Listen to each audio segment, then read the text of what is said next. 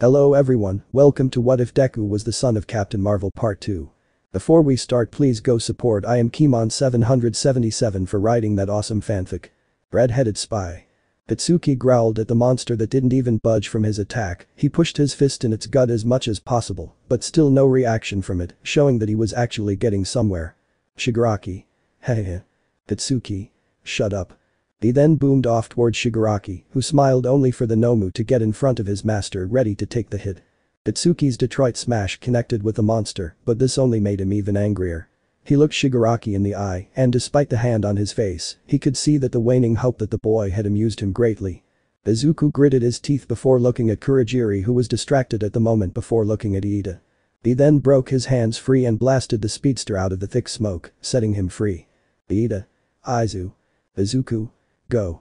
Kurogiri looked back to see that one of the kids was free, and before he could try anything, Izuku yelled out. Izuku. Everyone close your eyes. They all then did as he asked while he made a ball of light that shined so bright that it blinded the villain. Kurogiri. Izuku. Iida, go get the teachers, we'll be fine. Kurogiri then started to pull in into the vortex, while Ijiro followed up with. Ijiro. Yeah, you're class president, aren't you? Enki. Go and bring the heroes back. Iida gritted his teeth before making a run for it. Kurogiri tried once more, but 13 got in the way, using the hero's quirk. Black hole to keep the purple fog away from him as everyone was then yanked away, somewhere on the USJ grounds. Itsuki's glared up at the beast that looked down at him, while Shigaraki sped towards the blonde. Itsuki thundered off past him and came up behind the villain, ready to give him an explosion in the back of the head, but the Nomu got between them like it usually does. Itsuki. Damn thing. With Izuku and Mineta, who held onto him for dear life crying, they dropped into the ocean with the great kid panicking since he was in water and he couldn't swim all that good. He started to choke Aizu, who wanted to tell him to stop, but then he saw a shark-like villain head towards his way with the intention to kill. He growled and held Mineta in his arm, ready to attack as his other hand glowed, but as soon as the villain came near, Tsuyu came by and slammed her feet into his face before getting her and her two allies out of the water and onto a ship, but Aizu wasn't going to want to just be stranded. Mineta. Thanks for saving us, frog boobies. Sue. Without looking, she used her tongue and took him by the body and slammed him against the wall while Izuku said. Aizu. Those guys, they're here for All Might. Mineta got up and said. Mineta. Huh, what, that stupid All Might's the strongest hero in the world, why would they go after him, do they have a death wish? Aizu. I'm thinking the same thing. Why go after him if you know you can't beat him? But then a thought hit me, what if they found a way to kill him? Mineta. But every villain here is stupid and weak. Villains. We can hear you, Hitch. Mineta. How can they can't kill all me? Tsuyu. It could be that big thing that Kitsuki's fighting. They both looked at the cute frog girl before looking over to Kitsuki, who was very far away. They could tell that he was doing everything in his power to fend off both the Nomu and Shigaraki. Aizu looked at him intently, wondering exactly why his ex-best friend was so triggered. What happened? He then saw a huge water hand from one of the villains started to come down on them, so he hit it with a photon blast. He looked at the villain who was responsible and glared before looking at Tsuyu and Mineta. Izuku. Hey, I know it's kinda personal. But can you guys tell me what your quirks are? Mineta gave the blonde greenette a thumbs up and said. Mineta. Hehe, I got sticky balls. The next thing he knew was that he was being trampled under Tsu's foot while Aizu's sweat dropped at the response. Tsuyu. I can do whatever a frog can do. These villains must not know our quirks because if they did, I wouldn't be here near water. Aizu. Okay, you already know my power, but you're only effective in the water when it comes to those water-type villains. Mineta. They aren't Pokemon, why are you saying it like that? Tsuyu. True, so what do we do? Aizu. It would be smart to put you up against them, but that's too many at one time. Not only that, but Mineta can't swim. Maybe. He crossed his arms and thought about it before saying. Aizu. Okay, I can hold my breath pretty long, so I can fight them while you and Mineta can head over to the others. Tsuyu. But what about you? Mineta. You can't take them all on by yourself. Aizu. It's okay, if they are just like sea animals, then they're cold-blooded, if I can just heat up the water, that should take them out. Once I'm done, I'm gonna go help the others get back. Sue. Okay, but be careful out there. Aizu. Got it. And Sue. Sue. She looked at Aizu to see a blush as he said. Aizu. Could you make sure Ichako is okay for me? The frog girl stared at him before smiling. Sue. I knew you had a thing for her. He flinched and out his hands up, waving them as he said. Aizu. And no, it's nothing like that. I just wanted to make sure she was okay, you know. We are fighting villains. Mineta then looked up at him saying. Mineta. Don't worry, you're a guy just like me. Echako, your rocket does have a smokin' hot body, just like Momo Gak. Aizu sweat drop yet again, almost hearing bones cracking under Tsu's foot. Tsu. Come on, let's get this going. Aizu. Alright. He then kneeled down, clasping his hands together as he said. Aizu. Come on, I'll give you a boost. She then nodded and held Mineta in her arm. The boy blushed with a lustful smile as he rubbed his face up against her boobs saying. Mineta. Thank you, frog booby. Tsu. Did you know that the golden poison dart frog can kill up to 10 men with just a single touch? Mineta sweated bullets saying. Tsu. Like I said, I can do anything a frog can do, I never said which one, please refrain from being a perv around me. Also, Tsu is just fine. Izuku became a little scared for the poor little pervert as she ran towards the son of Carol. Izuku launched her into the air towards the main area, but while that went on, another villain then yelled out. Villain. He's trying to help them get away, stop them. The shark villain from earlier then swam fast before jumping into the air towards the two, which made Mineta scream as the bad guy opened his very large mouth. Aizu jumped off the boat towards them and gave the villain a hard punch to the face, making him speed back towards the water as Tsu and Mineta got away. The other bad guys saw how this one kid laid one of their members out with one punch and made a mental note not to underestimate him. Aizu took a deep breath as he hit the water and saw them all speeding towards him. He was surrounded, but this is what he wanted. He focused as hard as he could, making his body release a shining light that instantly started to make the water hot. Villain. The hell. VILLAIN2. It's so hot. VILLAIN3. Ah. Aizu. Good, they're staggered. He then used a stellar light to blast his way towards them and give them each a lethal blow, knocking them out. As he came close to the next one, another water-type villain came and socked him in the jaw. Aizu. What the? He looked at the villain who glared. The guy looked fairly normal, despite the blue scales on his body and a fin going from his head to his back. Villain. Nice try, making the water boiling hot. But the type of water villain I am can't survive hot temperatures. So if that's your only shtick, you're in for a world of hurt. Aizu glared at this, of course there wouldn't be just any type of water-type villain. He then put his hands out and blasted his photon beams behind him, speeding fast towards the villain who swam towards him fast as well. Izuku threw a punch at him, but the guy swam around him before slamming his feet into his back. The green blonde twisted around and tried to grab for him, but he swam out of his range before coming back and slamming a fist into Aizu's face before his stomach. Aizu. Damn it, even with my super strength, I'm still in water, he's too fast. He tried once more to catch the guy or at least hit him, but the villain sped past him over and over, giving him hits at a fast pace. Aizu. Think, he's a fish-type villain and he's almost unseeable in water. I'm too deep in, and I'm not gonna be able to hold my breath for much longer, and if I try to swim towards the top, he'll just cut me off. Wait. What is that? Izuku saw that the guy was starting to look a little winded from his attacks on the team for some reason. He then looked closer and saw that the gills and scales on his arms started to disappear as he said. Aizu. That's it, he can't stay underwater for too long, which means that on land, he's vulnerable, but how do I get him out to the ship? He quickly thought, seeing that the villain started to disappear in speed. He closed his eyes and thought to himself as the villain took in a breath and said. Villain. Give it up, kid, the water is my domain. That's when it hit the blonde greenette, the villain's pattern. Izuku then quickly twisted around with his hand and arm lit up with a brilliant light. The villain didn't think the kid would be that smart, his eyes widened as the teen then blasted him with the full force of his stellar energy. The villain flew out of the water and smacked into the ship Izuku was on earlier as he made it up to the boat and took a well-needed breath. He looked at the villain who glared and ran at him, but Izuku was ready, he had his skill set, he could take him. The guy went for a jab, but Izuku sidestepped it and gave him an uppercut which made him hit the floor before taking him by the ankle. He then smacked him through the boat where he ended up on dry land unconscious. Aizu breathed in a little more before deciding to run towards the nearest place he could, which was the fire zone. But unbeknownst to the teen, someone was watching him. Making them fight on his terms, the kid's smart. Guess I should get in his way now. The teen ran towards the other zones but was stopped by some very familiar shaped woman who dropped down in front of him. He looked at her but then looked around the woman, seeing if he could just use his speed to go around her. Don't worry, your friends are fine, though that blonde kid doesn't have much time. Aizu. TCH. You know, I expected you to work faster, but you sure are making great use of Carol's speed. Izuku. What? Wait. You're that woman. Sup kid, how you been? Izuku. Why are you here? Wait.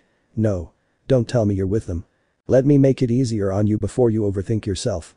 I'm not with them, well, not anymore, I just came here for you. Aizu? Me? Why? Izuku didn't get to finish his sentence, mainly because the next thing he knew was that the hooded woman grabbed him and threw him hard to the ground. Aizu? Gak. He didn't know what that was, but he took in some air for his lungs as the woman then squatted down next to him and patted his face. Hey, get your head in the game. She then stood up and walked a little ways away while the teen got up. Aizu? If you really aren't evil, then why did you give me back my wallet? You could have used that to find out where you live and kill you and Inko in your sleep. Izuku's eyes widened. How did she know his mom? He then took a stance and demanded. Aizu? Who are you? How do you know my mom? Which one? From the way she asked that, he had a feeling that she knew his real mom, so he said. Aizu? Both. How about instead of that, I tell you what I've been doing? Aizu? And what's that? Watching you? Aizu? Ever since that bank heist you stopped, I took it upon myself to watch you because no matter what I saw at your house, the beach, or even with your fight with Blondie, you started to seem more and more like Carol. Aizu? You knew my mom? I've fought your mom to a draw, of course. Still can't believe Carol had a child, really wonder who your dad is. I'm seeing a lot of Banner in smarts, but a lot of Steve in attitude, then there's that irresistible Asgardian smile. Crap, I hope she didn't pull a cougar move and go after Peter. Which wouldn't be surprising, but for the love of God, please don't let it be. Wade. Do I come in now? Author. Wade, you know you don't come in now. Wade. But she was just about to say the author. Wade. Out of the room, now. Wade. Oog, you're no fun. Aizu. You make it sound like you and her were friends. Something like that. Aizu. Then why are you fighting me? Why are you on their side? Like I said. In an instant, the woman ended up in front of him with a gun to his head saying. I'm not with them anymore and I'm here for you. She then pulled the trigger, just when Izuku narrowly dodged it, he got grazed, but it didn't hurt as much since he started to heal. He quickly got back up and prepared himself, angry that he has to fight someone who knew his mom. He didn't want to fight her. The woman could see this and smiled. Oh, you're hesitant. That's cute. Okay, how about this? You want answers, right? That's fine. Izuku. He watched her take her hood off. Aizu blushed because of the woman's skin-tight suit that looked like it was painted on, showing her cleavage and how her breasts almost overflowed her top. His eyes then went wide as he looked at her belt as he realized who this was. Natasha. All you gotta do is get me to the ground. You do that and I answer anything you like. Oh, and getting me to the ground doesn't mean you get to be on top of me. Hehe, not saying no, but I'm also not saying yes. Aizu? You're Black Widow. Natasha. Natasha's my real name. She then stepped forward, but Izuku held his hands out saying. Aizu? Wait. Natasha stopped in her tracks and smiled, knowing exactly what he wanted to say, but decided to listen anyway. Aizu? I saw in one of the videos of you and my mom fighting that you guys were actually really good friends. Please, I don't want to fight you, just help me. The redhead smile widened even more as she said. Natasha. Like I said. Take me down just once and I'll help you. Aizu looked at her and could see that she was serious about this, so he decided to end this quickly. He dug his feet into the concrete which broke before speeding off and sending a kick her way, but Natasha leaned all the way back letting him pass through her. Natasha. Trying to end it quickly, smart but ignorant. Izuku skidded to a stop and boomed off towards her in a burst of speed. The assassin kept her smile as she gracefully dodged a blonde greenette which started to get on Izuku's nerve. Aizu. How is she doing that? She doesn't have a power, right? So why is it that I can't hit her? Natasha. You wanna know what I don't understand? The teen came in for a punch which the redhead lazily dodged it by lazily moving her head to the side and saying. Natasha. It's just how predictable people with speed are. Izuku tumbled to the ground into a kneeling position and glared at the woman, he then looked at the zone behind her and thought. Aizu. I'll have to do this with her later, I need to help my classmates. The son of Carol then started to make a run for it, but Natasha touched her wrist which set off an explosion near Izuku, sending him back towards the boulder he was by. Izuku? What the heck? Natasha. No doubt you're Ace's kid, that blast should have taken your face off. Aizu. Please let me through. Natasha. Sigh, you're so cute but so whiny. Aizu. Natasha. Look around, you're starting off exactly how your mom did. Trying to protect people that really don't need protecting, forcing them to stand down while she handles it. Aizu. Natasha. These kids aren't helpless, they can fight their own fights, and they don't need you protecting them. It's disrespectful for you to think that they're that weak. Aizu never really thought about it like that. He just wanted to help everyone, but it was true, they're trying to become heroes too. His jaw tightened as he stood up. Natasha smiled again, seeing that he was going to finally start taking this serious. Natasha. Good. You've come to your senses. He then walked close to her and got into a stance which made her do the same. He came in with a right hook which she blocked. He threw a jab at her, but she came in and took his arm before throwing him over her shoulder. Aizu. Darn it. The team then dashed at her, throwing some jabs and then swing, but she dodged and blocked every single one before giving him a kick to the face. He came back in for a blow to the stomach, but she knocked it away as he then did a hard swing to her face, but received a knee to his. He twisted around and went for a kick, but she used her own leg to kick his from under him, making him fall to the ground. Aizu. GRR. Natasha. Temper kid. Aizu's eyes lit up gold as he then blasted her with a heated beam of energy. Natasha, dodge rolled to the side, but Izuku didn't stop, he kept on going, but for the life of him, he couldn't get her not once. Natasha. Stellar light blasts, huh? I surprised you can do that now. Aizu stopped and looked at her weird because of what she said. Aizu. What? Why? Couldn't mom do that? Natasha. Of course, but only in her binary form. Until then, photon beams were all she could do. Aizu. Binary? What's that? Natasha looked at him before chuckling to herself. Natasha. Hey, of course Carol wouldn't tell you about all that you can do. Aizu. What? Natasha. Don't worry, I'll explain everything, that is if you can get me to the ground. Aizu glared and looked around before thinking of what he could do. Aizu. I need to distract her. Take her eyes away. But how? He looked at the boulder they were by before the ground. Thinking of his plan, he dashed at her one last time and lit his arm with white and gold stellar energy. She got ready to dodge the boy, but then she saw him aim his fist towards the ground. She jumped back while he punched his hand into the ground and set off a blast which made everything shake and the floor crumble. She flipped back wondering what he was doing, but then she saw him make 2 javelins of light and threw them at the boulder, making rubble rain down. Natasha. He's trying to take my eyes away. Out the corner of her eyes she saw the red cape of his super suit and prepared herself, but when she looked, it was just the cape. The next thing she knew was that she was thrown to the floor. Izuku quickly got on top of her and sent a powerful punch to her face, but stopped before he could make impact. A spiderweb of cracks appeared under her as she looked at him, surprised that he got her. Aizu breathed out, feeling a little tired as he said. Aizu. I don't know why you wanted to do this, but please, help me. Natasha. Natasha's eyes lowered as she giggled to herself and moved his fist out of the way. Aizu. I got you to the ground, so now you have to help me, right? She got up, dusting herself off and said. Natasha. You know, even if you didn't win, I was going to help out. Aizu. Then why put me through that? Natasha. Needed to see what I'd be working with. But anyways, a deal's a deal. Get going to Blondie, I'll take care of helping out your classmates. Aizu looked at her before asking. Aizu. Are you really going to? Natasha. Hey, you have my word, kid. Now get going and keep your eyes out for that Hulk-looking thing. Aizu. Hulk. Natasha. We have a lot to talk about. Aizu just shook his head and dashed off, but before he could get too far. Natasha said. Natasha. Hey. Aizu stopped and looked at her as she said. Natasha. Remember this, those photon and stellar blasts don't just come from you, they come from everything around you. Even enemies. Izuku furrowed his brow before turning around, he took one last look at her before speeding off. Natasha sighed and said to herself. Natasha, what the hell, Carol?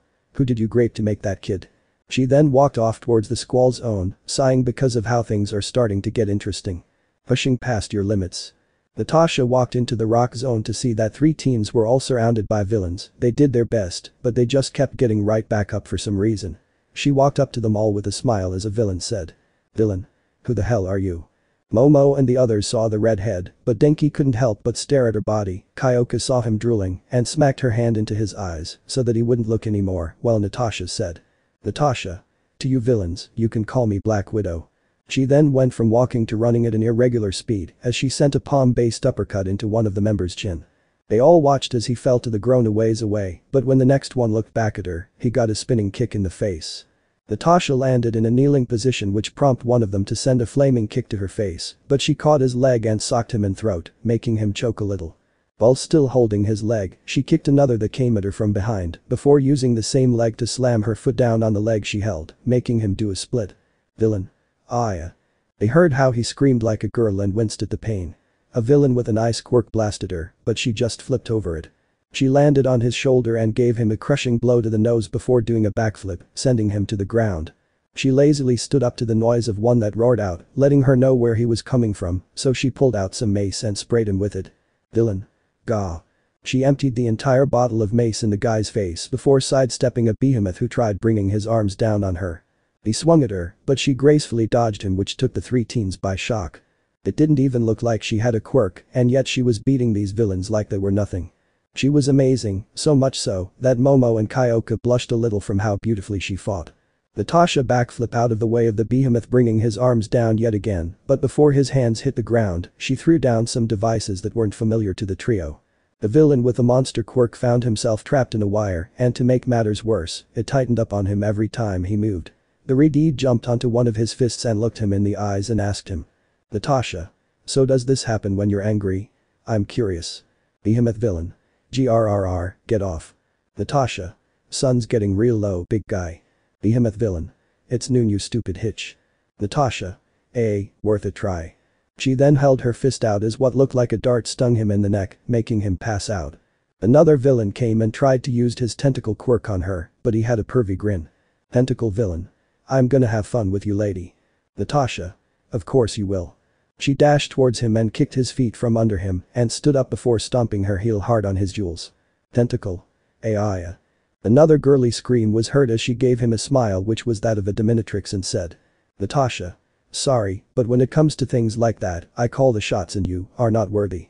She stomped harder, crushing his balls and making Denki cover himself in fear of being next. She saw that they then tried to rush her, but she already set up traps, so as soon as they came close, an explosion went off with all of them crying out in pain. Momo. Blush wow. Kyoka. Blush whoa. Denki. She's so cool. Momo. And strong. She didn't even have to use her quirk. Natasha. I don't have a quirk. They then paid attention to see her standing in front of them, not even tired. Kyoka. Whoa, you must be a pro hero, right? Natasha. Oh, I'm no hero. Denki. Huh. Then what are you? Natasha. A cold-blooded assassin. Denki. Momo. Kyoka. Assassin. Denki. Wait, you're not good, but you're helping us. Natasha. Action now, questions later. Now get going, all of your other classmates are waiting on you. They blinked at her before looking at each other and nodded. Denki. Right. Momo. Thank you, Ms. Assassin. Kyoka. Yeah, you're cool. They then left to go and meet up with their class, while Natasha walked towards the fight to see how Izuku would do. Bitsuki. GRR.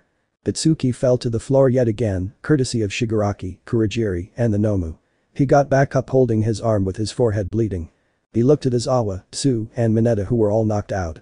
For this entire time, he's been fighting the three and protecting his classmates, but as for his teacher, he didn't know how long he could last.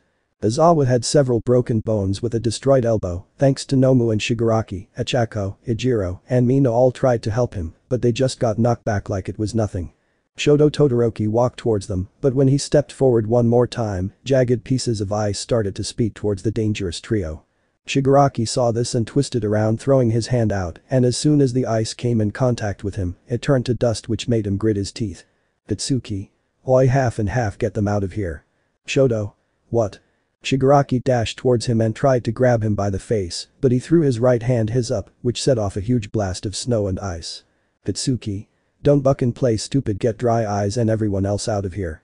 Bitsuki looked back and saw that Shigaraki was moments away from touching his face, his eyes widened at this in fear, but then the villain leader got a hard punch in the face from Tokoyami's shadow. Koji then went and picked up Izawa, while Rikito picked up Mineta and Tsu. Shigaraki. Damn kids. The leader sped forth, ready to take Tokoyami on, but he used his shadow to block Shigaraki's hands. The villain growled, seeing that the quirk didn't turn to ash as the bird-headed hero in training, gave him a kick to the face. Tokoyami. I saw your quirk in action, it's deadly, but no matter what, you can't destroy a shadow. Kurogiri. We don't need to too. The teen looked behind him to see the transportation of the League of Villains, as he then opened a portal under the boy. Tokoyami started to sink in, but noticed that the portal started to close on him, halfway going through. He used his shadow to slow it down, but he didn't know how much longer he could keep that up. Mina. Take this. Mina threw acid at the leader, but then Nomu got in the way, taking the blow. Mina. What, it did nothing. Shoto then stomped his foot, making eye speed towards Kurogiri, who let it pass through his smoky body. This gave Katsuki enough time to get to Bird Head and yank him out. Tokoyami. Thank you. Katsuki. Move your ass. He then stood his ground against the three with Ejiro. Katsuki. Oi Bird Head, how the hell did you get back? Tokoyami. Some red-haired woman. We were surrounded and she took them all out. Ejiro. Man, she sounds badass. Katsuki. You get out of here too. Ejiro. What? And leave you here, fighting them on your own? Hell no, that ain't mainly. Shiro and Mashirao then landed next to them, which made the redhead smile. Ejiro. We're trying to be heroes, right? We can take them just until All Might gets here. Katsuki. Damn bastards don't get it. Buck grr. Shigaraki cackled to himself before he pointed to Katsuki, saying. Shigaraki. You know, I gotta say, I like you, boy. Hey, you're way more fearless than a few days ago. Katsuki. Grr. Shigaraki. What? Did your near-death experience make you stronger or something? What are you? An anime character? Katsuki's eyes went wide, remembering. The mysterious person that said exactly what came out of the villain's mouth. This Nomu thing has been wailing on him and Izawa since they started, and yet, he was still up. Katsuki opened his palms and said. Katsuki. All Might won't get a chance to beat your ass. Explosions lit up in his palms and me, he said. Katsuki. Cause I'm gonna blow you up into little bitty meaty chunks for that humiliation you put me through. Ejiro. Whoa man, that don't sound too manly. Shigaraki. You don't get it, do you? This whole time, I've been doing nothing but playing with you. If you really wanna fight me. That's when they realized that a very lethal, bulky bird-headed Nomu wasn't near his master. In an instant, he slammed both of his fists into Ejiro, who had just enough time to protect himself with his quirk, and Katsuki, knocking the boy out. The redhead flew back hard into a stone wall, spraining his shoulder. Shiro. Ejiro. Shigaraki. You'll have to get through him first. Nomu then took him by the body and slammed him into the concrete, making him pass out. The beast then tried to grab for Mashirao, but the boy dodged him. Focusing more on hand-to-hand combat, his reaction time was excellent. He dodged backwards, then to the side. He then backflipped out of the way of another strike and then used his tail to block the Nomu's powerful jab. Instantly the bone in his tail felt cracked or even broken. Mashirao. GSHH. He held in his painful scream in, but then he saw Shigaraki come out of a black vortex, thanks to Kurogiri. Shigaraki. Nice tail, hehe. He then grabbed it, saying. Shigaraki. Can I touch it? Mashirao. Gah. He felt like his tail was being incinerated or turned to dust. Nomu took this time to crush the boy. But Tokoyami, being as far away from the few as he was, stretched his shadow out and caught the attack and pushed Mashirao out of the way. Shoto stomped his foot, sending ice speeding towards the Nomu and encasing his right side as it crumbled to the ground. Kurogiri teleported behind the Son of Endeavor, saying. Kurogiri. You are annoying, boy. The villain tried to capture the teen, but he turned around and threw his right hand up towards the villain, which sent off a huge and powerful blizzard that started to freeze everything in its path, showing a jagged wall of ice. Shigaraki. Kids these days with their quirks. Shoto breathed out before gritting his teeth, seeing that his arm started to produce a cold steam that made his arm numb. Not only that, but he didn't even get Kurogiri. The villain in question then came up from behind and grabbed him in his tendrils of darkness, trying to pull him through the darkness. Kurogiri. That's a powerful quirk you have there. It'll become quite useful. Shoto growled as he tried to pull himself away from the villain, only to hear laughter. He saw the Nomu in front of him while Shigaraki said. Shigaraki. Can't have you roaming around, now can I? He then threw his hand towards the boy, but Shoto wasn't about to just lay down and die. He growled before screaming angrily in defiance as ice shot off from his body.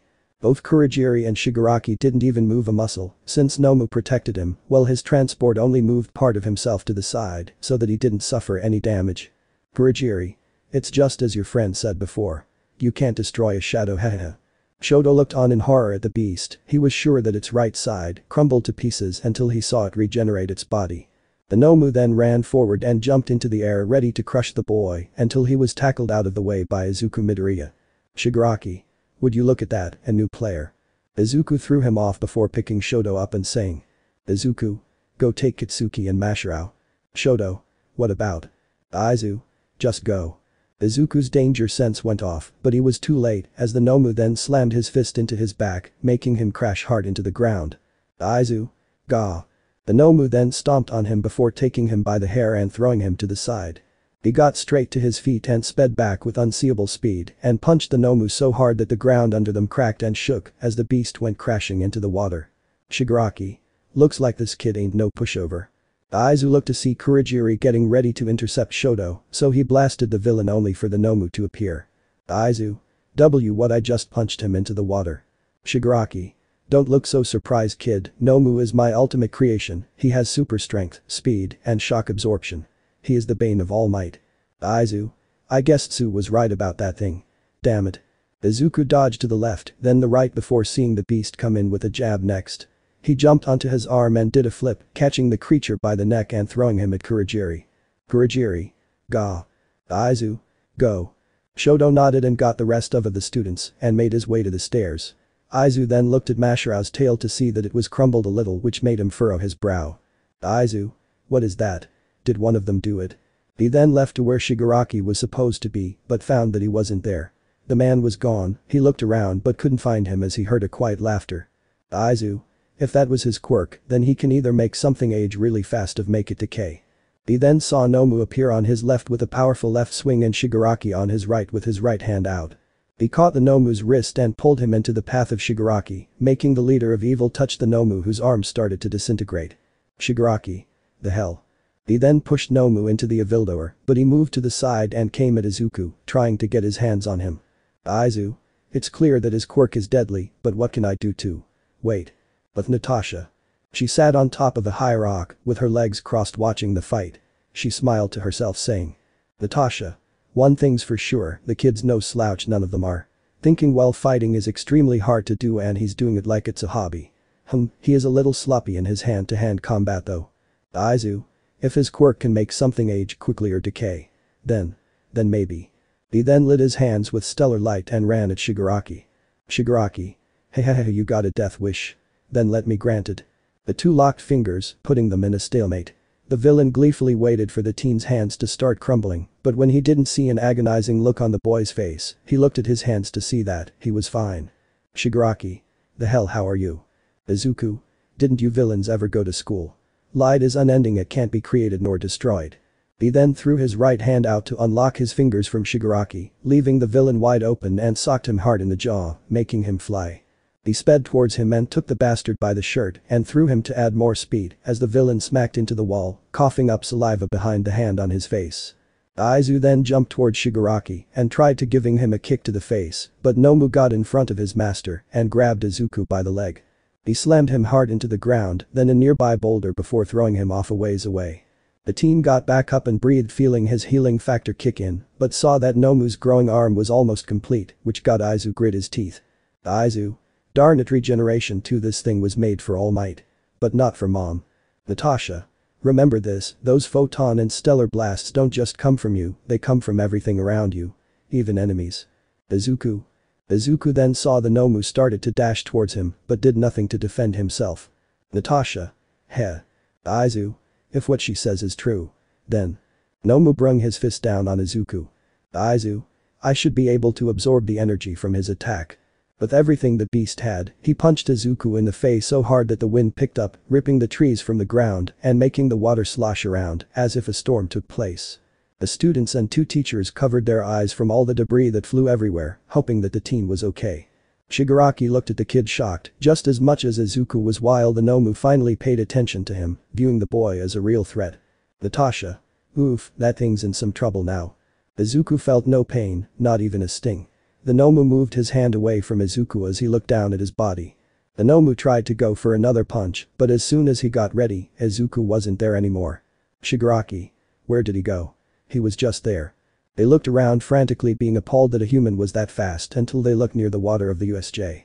They found him kneeling down and looking at his reflection to see that his hair stood up as if he was in water. The blonde accents in his hair overtook the green cooler in it, and he had a glowing white, gold, and blue light outlining his body with blue lightning dancing around him with his eyes glowing as well. The boy stood up slowly and quietly. Izuku didn't know what just happened, he was only testing out his theory, but this was completely new. Aizu. Whoa. I can feel it all.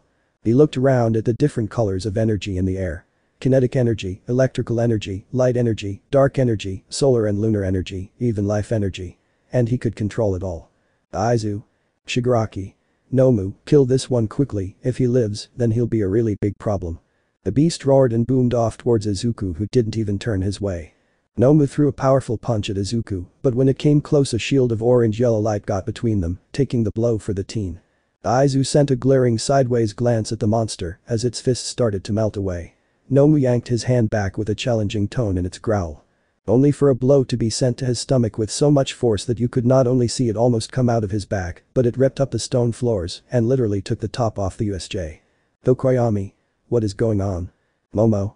Why is everything shaking? Mina. Is Izuku okay down there? Shoto. Shigaraki. GRR. Shigaraki balled his fists as his creation fell to the floor, hacking up blood. He didn't even see the kid move. 1 second Nomu was about to continue his onslaught, the next was that it got a lethal blow in the stomach, with Izuku's hand raised a little. Nomu flew towards the front doors of the USJ, smacking into it which made everyone start to back up and be on guard. They saw that this thing wasn't going to be able to fight anymore, which meant that Izuku was winning. Suddenly, they saw a shining light come from downstairs as said team came into view. Floating. Shoto. Toru. W.O. Tokoyami. This. Feeling irk. He grabbed his head and shut his eyes. Izuku. Haha, light versus darkness. Tokoyami. There's never a clear winner. He shivered from the vision he saw. He looked at DSRK Shadow to see that he was going through the same thing, but they both wondered. What was that? It could have been a memory. Mina. It's a little hot. Momo. This heat. Denki. Dude. He's Hyoka. He can fly. Hearing that the heat from his body was bothering everyone, his feet touched the ground as he then dialed it down while the beast got back up. Ichako. Aizu. He turned his head towards the brown-haired girl, but then Nomu appeared and tried to bring his hands down on him. Denki. Behind you. Momo. Look out. The boy slowly put his hand up and caught the attack. They were all flabbergasted by how strong the boy was while he gripped the monster's fist and yanked him in. He gave it a hard blast through the abdomen, making it shoot off, but he dashed in and beat it all the way back down to where Shigaraki and Kurogiri were supposed to be, but found that they were gone, most likely fled. Nomu got back up, but Izuku threw his hand towards its chest and gave it a blast of energy which shook the entire earth. Natasha. Uh-oh. Natasha then flipped her way out of the blast radius, skidding to a stop. Natasha. Damn. All Might and the other staff finally got close to the USJ, but then saw a huge beam of heaven-like light shoot out of the building. Nomu fell hard to the ground, trying to get his way back up. He tried to stand but he couldn't and even kept on trying, while Aizu glared at the fact that the villain Kurogiri and Shigaraki got away. He sighed a breath of relief as his new power form disappeared off of him. He was extremely tired, but saw that all the villain lackeys started to get back up. He gritted his teeth and prepared himself but went wide-eyed when he realized that he was falling to the earth unconscious. His vision became blurry before he passed out. The villains decided to take this chance to attack him, but were all quickly knocked out by All Might who was angry. He and the other staff just caught the last part of what Izuku did, but the number one hero was angry that he didn't get here in time to protect them, especially Izuku. The boy had to fight off some villains by himself. Ichako was worried and started to make her way down until Snipe put his hand out saying. Snipe. Not so fast, little lady. Ichako. Oh, but he. Midnight. You have nothing to worry about. He'll be fine, if anything, his adrenaline rush just ran out. All Might looked down at the boy before kneeling. All Might. Young Midoriya. I'm sorry, if only I was better. Natasha. He's not dead, you know. All Might looked up to the red-head woman and glared, preparing himself for a fight as he stood up. The ground shook under him and cracked, but Natasha wasn't the least bit intimidated as she dusted some debris off of her and made it all the way over to Izuku's unconscious body. She started to pick him up, but All Might grabbed her by the arm saying. All Might. Excuse me ma'am, I don't know if you know this, but you are trespassing, state your purpose. She ripped off the hero's grip and said. Natasha. I don't need to. But what I can tell you is that I'm a long-time friend of Carol's. All Might. Captain Marvel never mentioned you. Natasha. Carol doesn't mention a lot of people. She then picked him up and made her way upstairs, where she saw all the students and heroes. Midnight and Cementos got in front of her, but when they paid attention, they realized that she was already behind them. Ejiro. She's so fast. Toru. I couldn't even see her. Natasha. Don't worry about the kid, he'll be fine. All Might squinted his eyes at the woman's face since she looked back. Nat. We'll talk. Just not now. With that, she was gone. The teacher in spandex. Kurogiri and Shigaraki just appeared back at base with the villain leader falling to the counter and growling out in anger because of that kid. Not only was his quirk useless against him, but he gained some type of power-up that dwarfed the Nomu, which was the All Might killer. Shigaraki. Damn it. He swatted the glasses that were on the bar off of it, letting them all hit the ground with a crash as a voice from the TV that said audio only started to speak. I take it that it ended poorly. Shigaraki. I tried, I did everything I could but one of those damn kids, No one here is blaming you, Shigaraki. You should not think of this as a failure, but as a victory. Kurogiri. Excuse my rudeness sir, but we completely lost. True, but you gained experience. You know now that you can't expect everything to go as planned. Kurogiri Shigaraki. Now that we have come to an understanding, tell me, was it All Might who finished off the Nomu? Kurogiri. No sir, it was some teenager. A teenager, really? That's when someone walked in silently. Shigaraki looked at the older teen in red and black with a black mask over her mouth and glared. Shigaraki. And who the hell are you? The man on the TV then said. She is help, someone that I kept in stasis along with another till her brainwashing was done. Now, Shigaraki, would you please tell us what the boy looks like? Shigaraki. GRR. Green hair and blonde streaks, freckles, and blue eyes. He used this hot light and I couldn't use my quirk on him. They then heard the girl growl out in anger as her fist slammed into the wall, making the entire block shake. The man on the TVs then said. Don't worry, you will get your chance to drain him, but first, let's observe him. I think that we may have finally found Carol's successor, so for now, let him live, you will make your next move on my mark. That same day, Natasha carried Izuku all the way to the school, bypassing all security and other personnel that tried to stop her. She set the boy on the bed, just as Recovery Girl said. RGE. It's been a while, girl. You haven't aged a day. Natasha. That's what happens when you're an experiment. She put her hand on her hip and said. Natasha. It's nice to look young, wouldn't you say? RGE. Was that your way of throwing it in my face since I'm old now? Natasha. I see you're still as smart as ever. The two shared a chuckle, one that held a lot of hate for each other before All Might and the rest of the teachers came in with stern glares pointed at Natasha. She put a hand on her hip and waited for them to start as Principal Nezu walked up to her with his usual smile. Nezu. Hello madam, I am Nezu, the principal of this school. May I ask who you are? Natasha.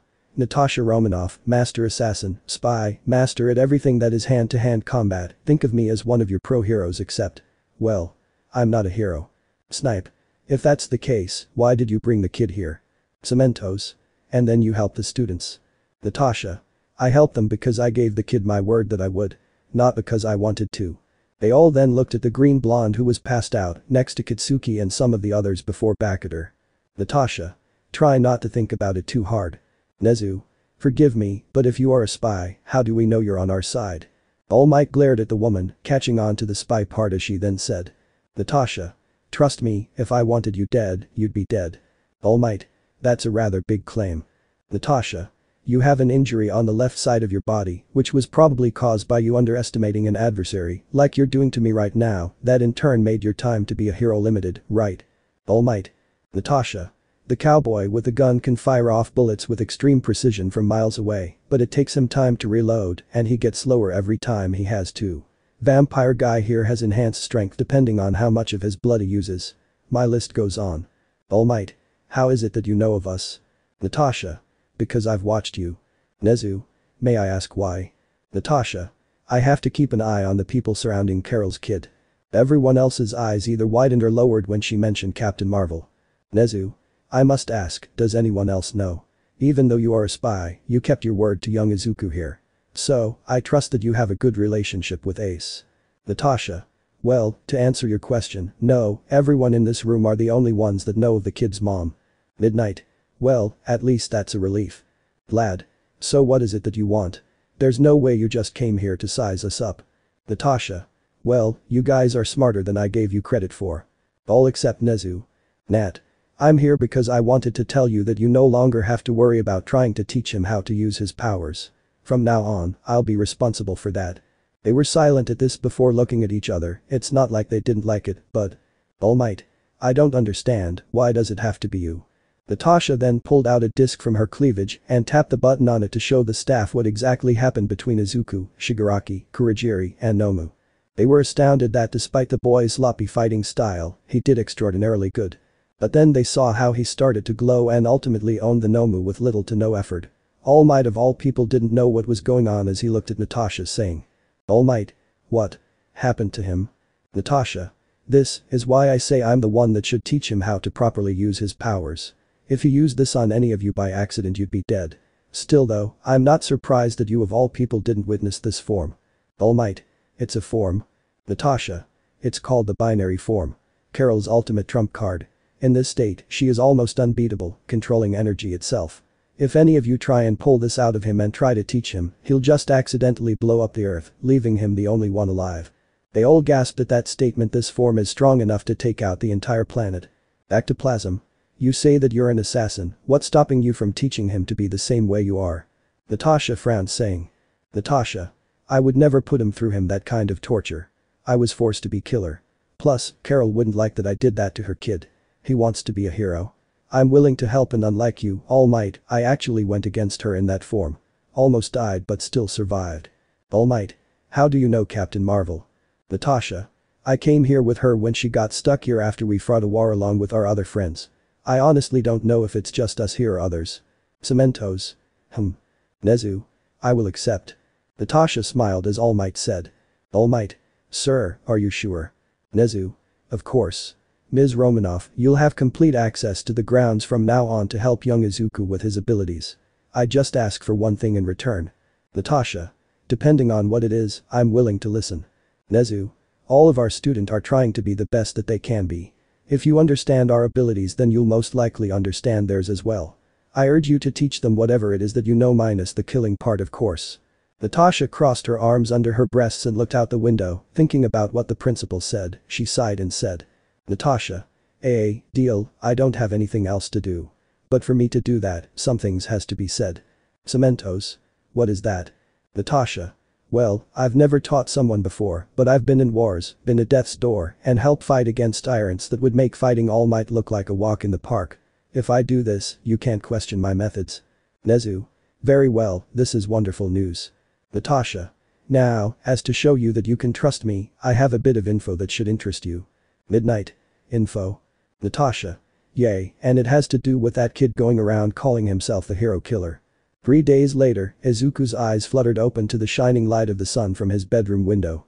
He stared at the ceiling for a moment before looking at the clock on the nightstand by his bed. Aizu.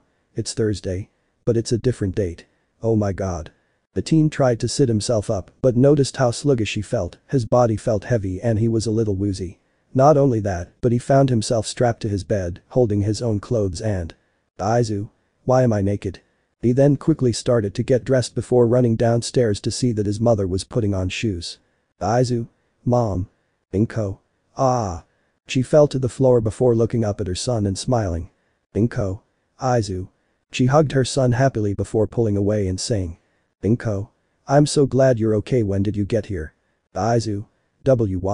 You didn't know I was here? Inko. No. You were at the UA nurse's office for 8 days and I thought you never left.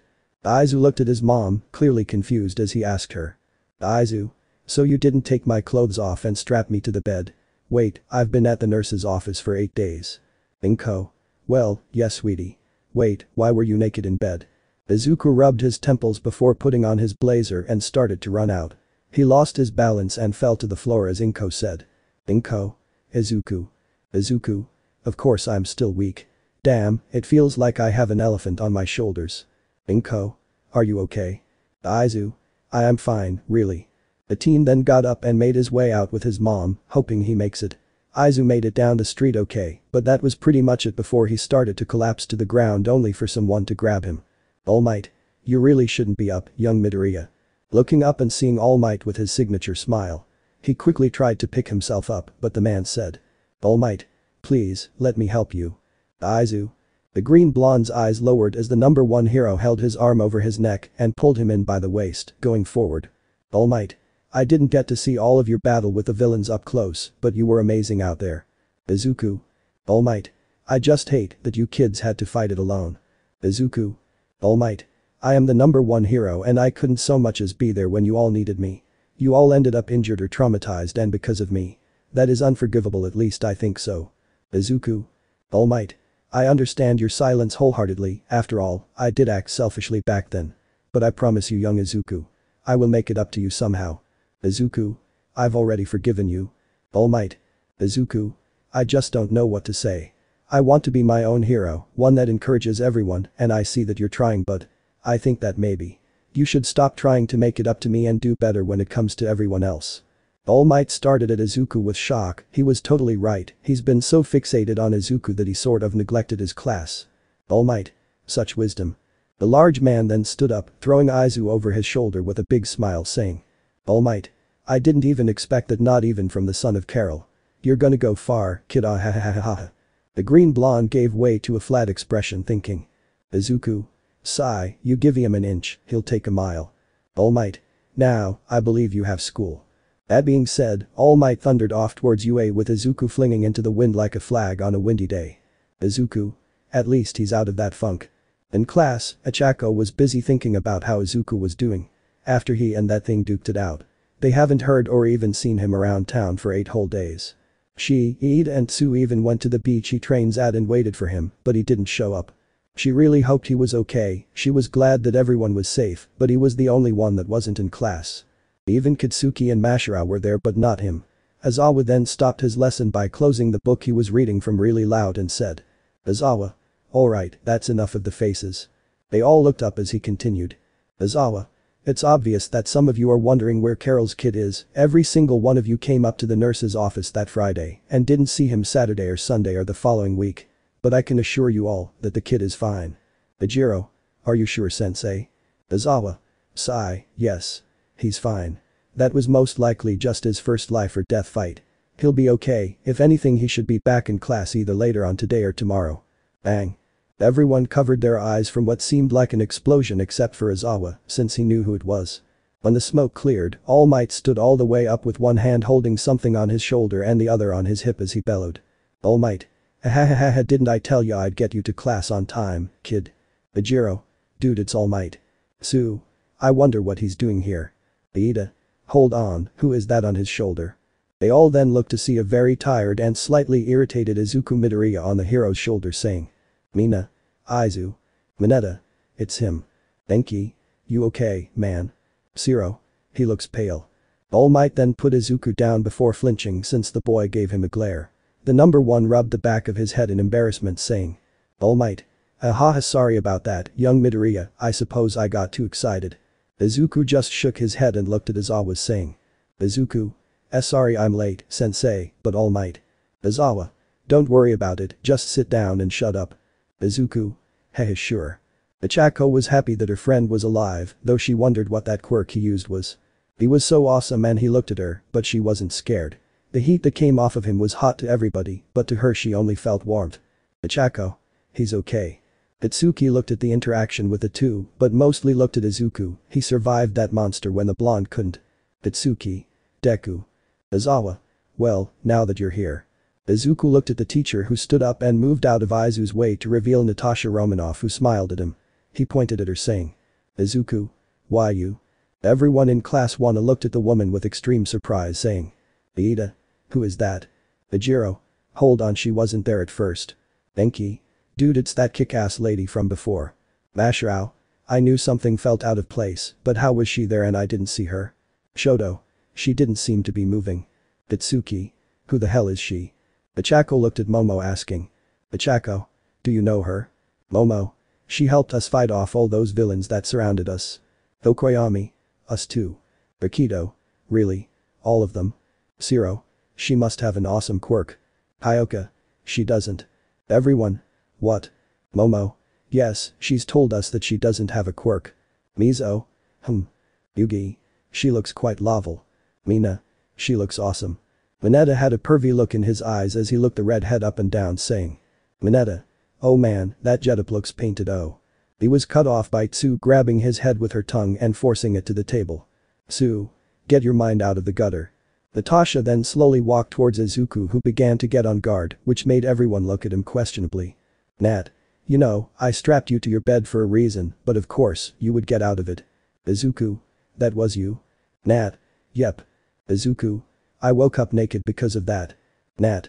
Well, you needed to gain back your energy, and you not having any clothes on makes you recharge faster. Izuku. But I woke up with my clothes in my hands, what was the point of that? Nat. To get you to stop grabbing me. Izuku. Blush. Tokoyami Masha Arakita Mizo Koda. Blush. Itsuki Shoto. Ejiro Iida Yugi. Blush. Denki and Mineta put their thumbs up and said. Mineta Denki. Nice. Momo and Tsu slammed Mineta's head in the table, while Kyoka stabbed Denki in the arm with her O-cord earlobes. Mina Torichako. Oh. Blush. All Might. That's surprising. Nat giggled before saying. Nat. You're a handsy kid, you know that right? Izuku looked down to avoid eye contact, but then, Nat then threw her fist out to Izuku as a zip line caught him by the neck. Aizu. Ha. He was then yanked towards her as she planted her foot into his stomach that made everyone wince in pain as she lifted her leg up with him still on it and slammed him onto the floor. Aizu. Ooh. Nat. Well, at least you're getting some of your energy back. But, you should really be careful. All Might. You sure you're not being at least a little excessive? Nat. Please. This is Carol's son, he can handle what I'm giving him. Aizu. Why? Do you keep attacking me? Nat. You want to be a hero, right? Then you're gonna have to take a lot of punishment and pain. She then looked at everyone else saying. Nat. You all are. Kyoka. Denki. Say what now? Mineta shook in fear. Mineta. Pain. Izawa then zipped himself up in his yellow caterpillar suit saying. Izawa. Everyone, this is Natasha Romanoff. She is highly skilled in a lot of departments and as of last Thursday's infiltration is in charge of your quirk development and evolution. Ichako. Quirk. Evolution. Mashrao. Development. All Might. She is also young Izuku's clear his throat second mother. Everyone. Yeah. Izuku. Second what now? Itsuki. Mom. They look nothing alike. Buck, if you keep looking at them both though. Ejiro stood up and smiled at the shocked boy who was still under Nat's foot saying. Ejiro. Dude, your mom looks so awesome. Toru. She sure does. Itsuki then stood up, which made Nat smile widen as he said. Itsuki. Wait a damn minute. They all looked at him. All Might. Young Bakugo. Itsuki. You might be Deku's mom or whatever you want to call yourself. But why the hell should I accept help from some woman who doesn't even have a quirk? Zero. Hey man, chill out. Itsuki. How the buck can you help us if you're as helpless as every other quirkless out there, huh? All Might. Young Bakug. Nat. About time you spoke up, Blondie. Itsuki. All Might. What? Nat. I knew that there was gonna be someone to say what you said and it was either gonna be you or the kid with the peppermint hair. Shoto. Nat. So why don't you all come out to the field? You think you can beat me? Prove it. Itsuki. What the hell did you say? Nat. What's wrong? Afraid to get beaten by a quirkless? Itsuki. I'll blow your buckin' face off. Nat then got off of Izuku and said. Nat. Then what are you waiting for? The blonde quickly took off his blazer while Iida said. Iida. Stop this, that would be disrespectful to Izuku. Itsuki glared at Izuku who stood up before saying. Itsuki. And who says I'd give a buck? Nat, Kitsuki and everyone else then started to make their way out to the field with the blonde wearing his super suit. Nat stood on the other side with her arms crossed with a still present smile, which started to really piss off Kitsuki. His hands popped with his quirk while his body generated lightning. Nat looked back at Shoto and said. Natasha.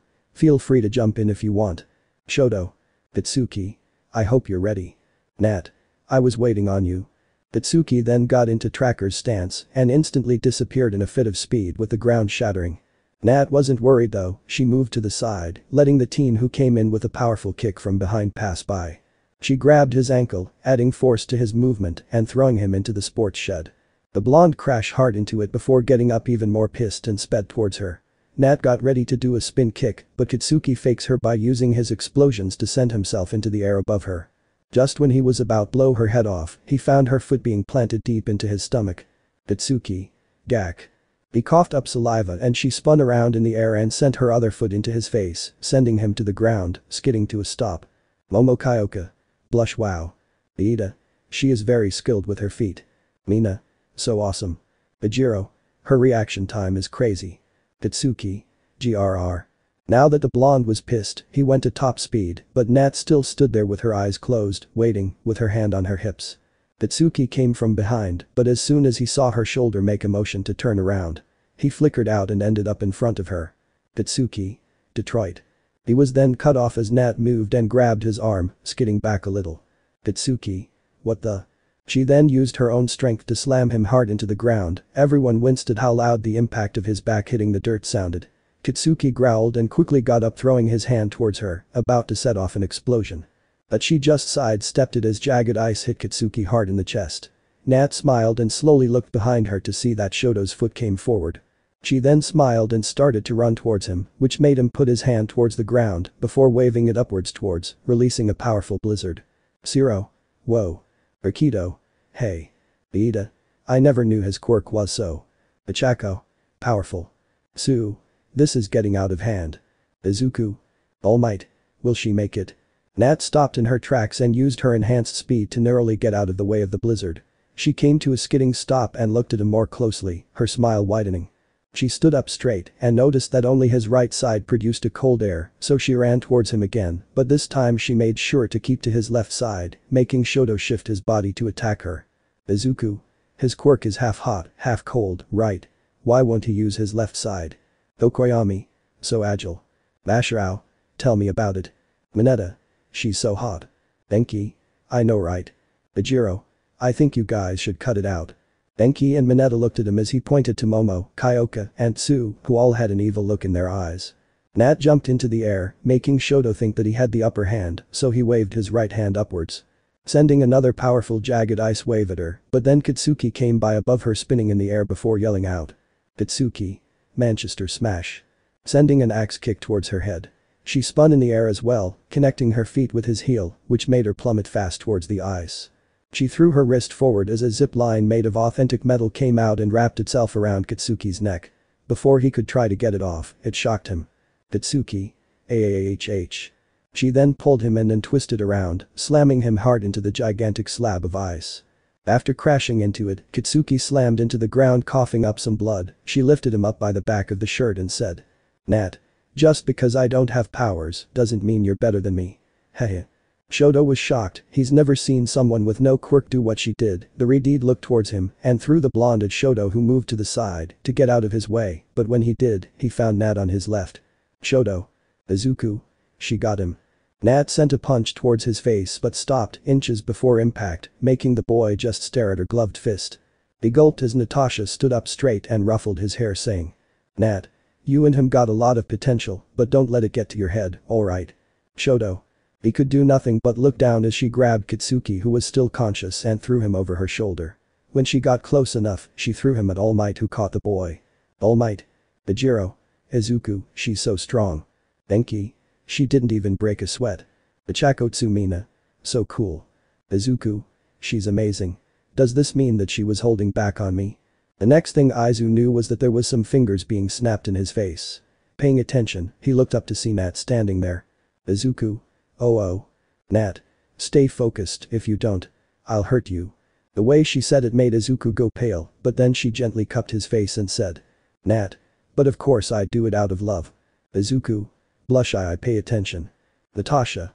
Sure you do. She then looked at the rest of the class and said. Natasha. Now, like I said, I'll be in charge of your development and evolution. Not only that, but to be a great hero, you'll need major skills in a lot of departments. She walked by each one and said. Nat. Which means that I'll be putting you through some scenarios, and that includes in and out of school. I've already talked to your principal and he's agreed to whatever method I have for you all. She paused before continuing. Nat. Since you will be doing an internship with some other heroes in a few days, you'll meet me at the Goba Beach, 6 o'clock sharp. Bring your super suits, and if you're late, well, just don't make me come find you. That last part sent a chill up their spines, except for Mineta, who started to think of a plan on how to get this woman. After school was over, Izuku packed up and made his way home, but found Nat following behind him. Izuku. Don't you have somewhere to go, Ms. Romanoff? Nat.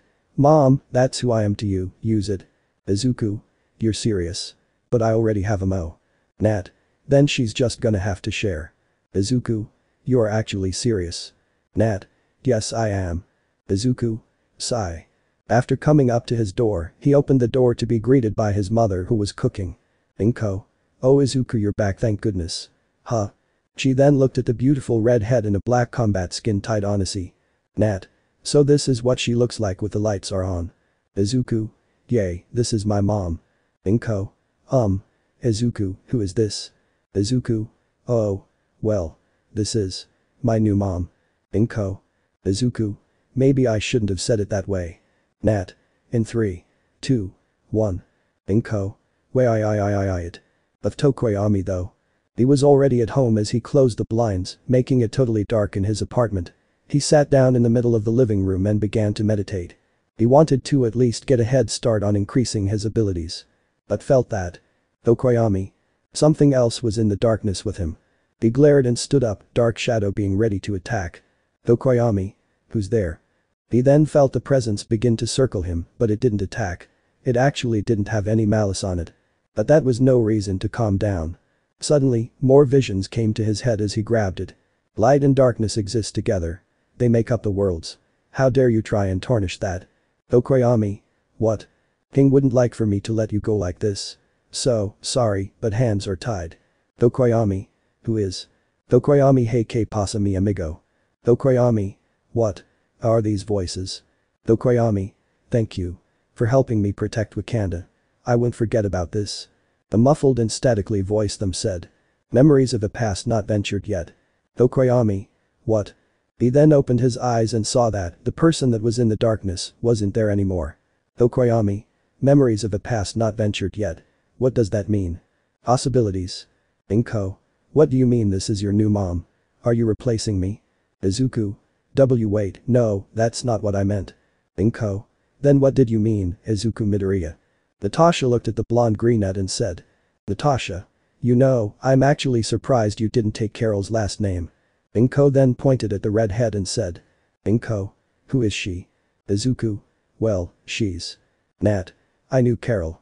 Inko looked at Nat and took a step back. Inko. What?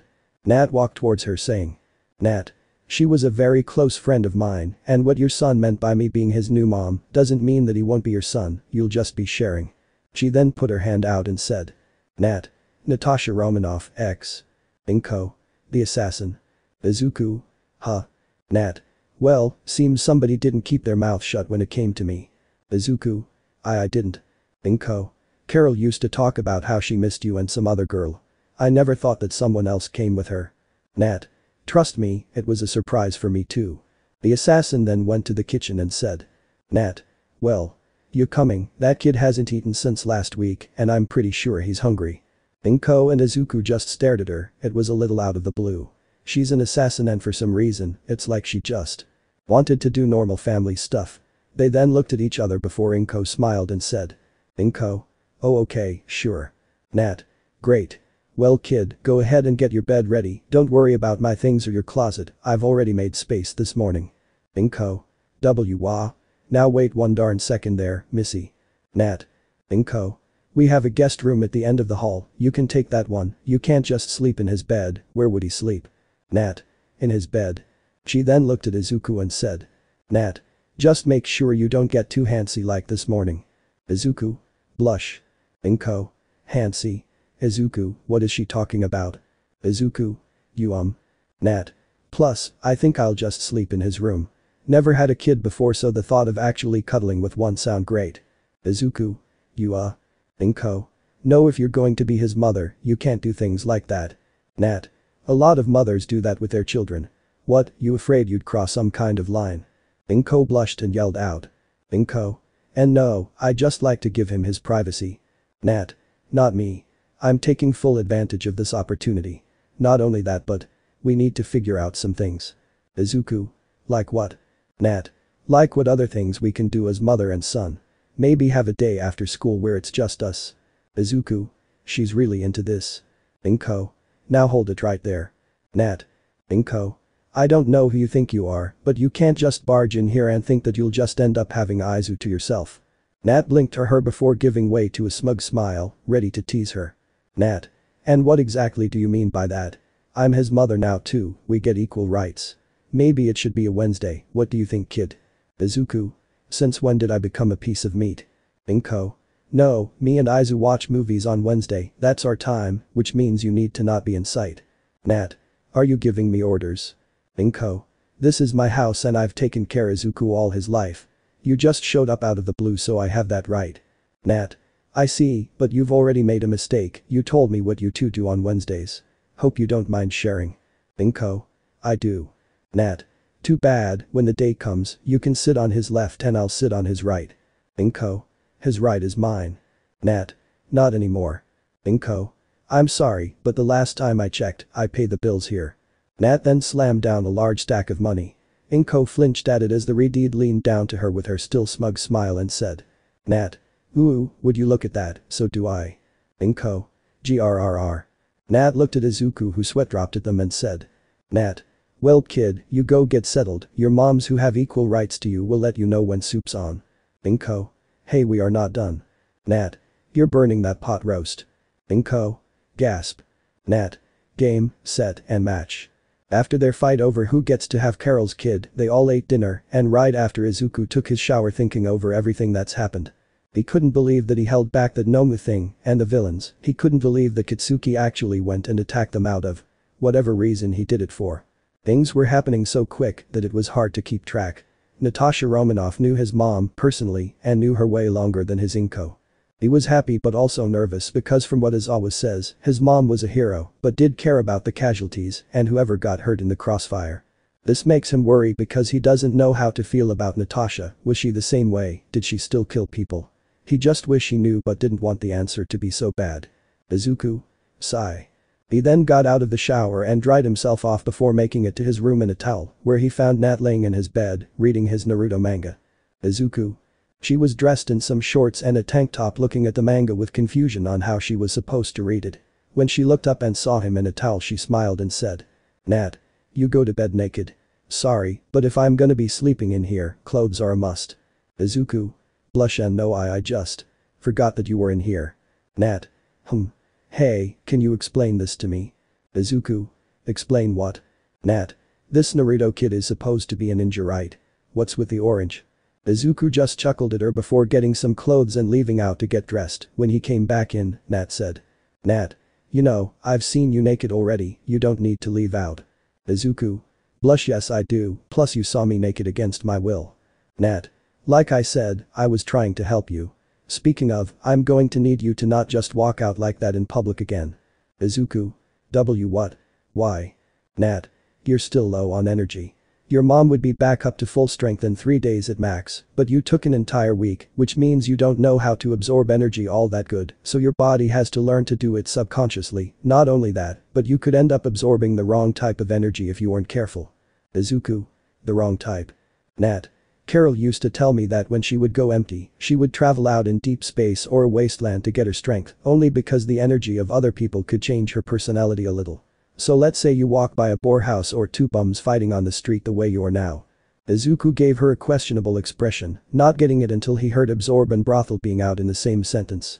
Nat. And since you don't know how to use your binary form without people actually attacking you, you could end up not right.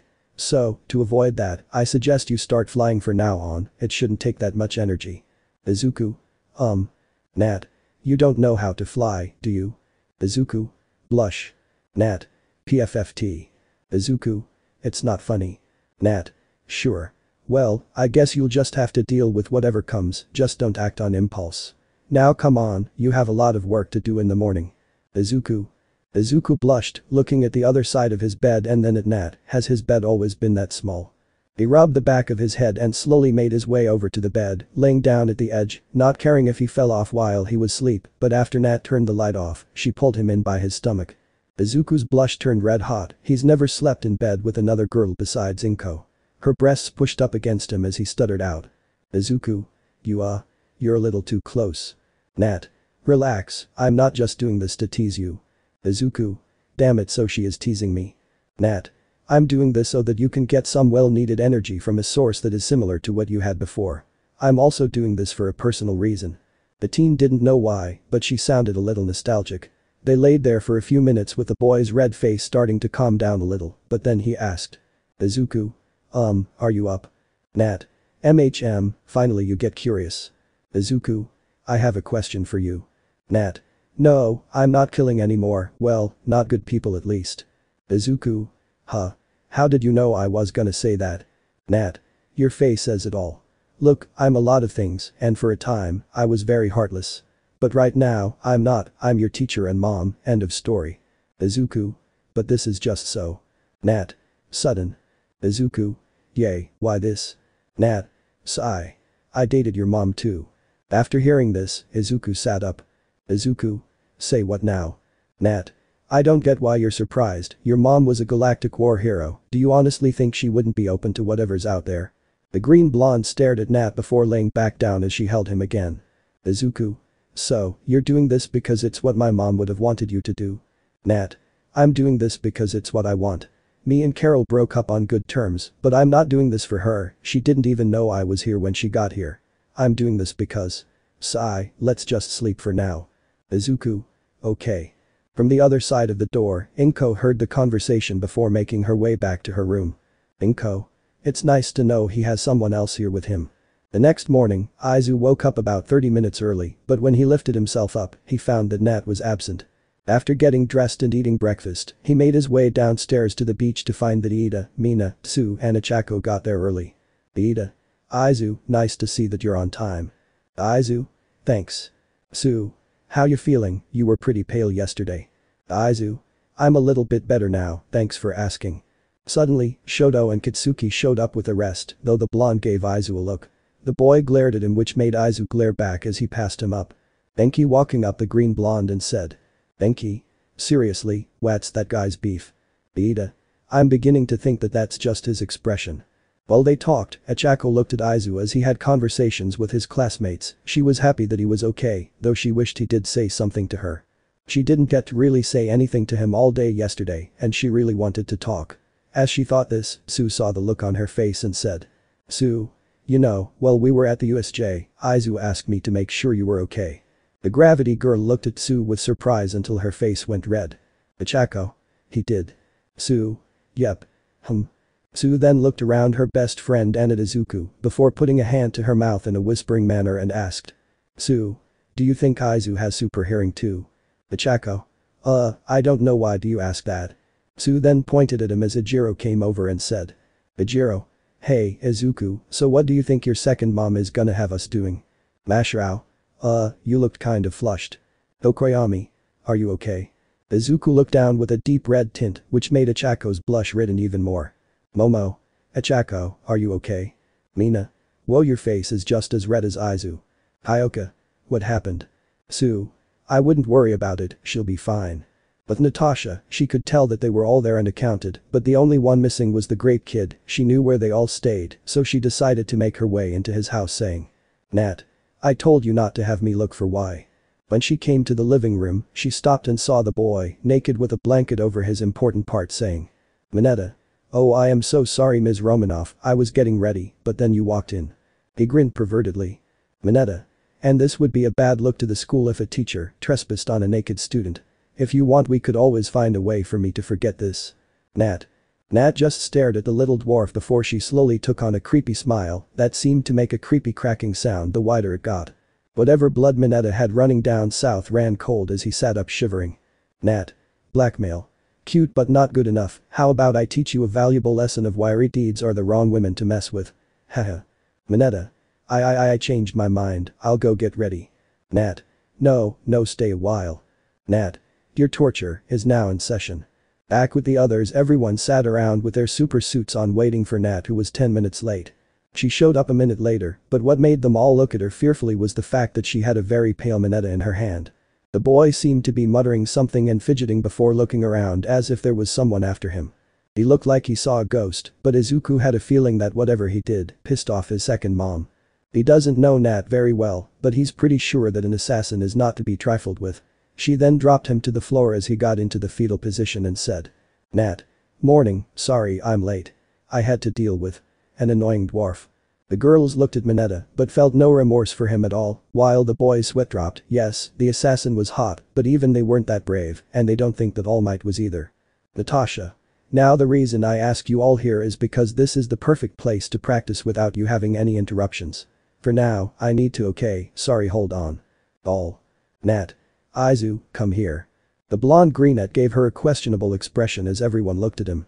He then came up to her asking. Izuku? Yay. Nat then walked around him and asked. Nat.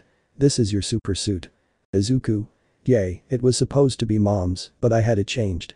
Nat. She then picked up his cape saying. Nat. With a cape. Izuku. Yay, what's wrong with that? Nat. Nothing. She then proceeded to grab hold of it and plant her foot into his back before ripping the cape clean off from the scarf around his neck. Izuku. Hey.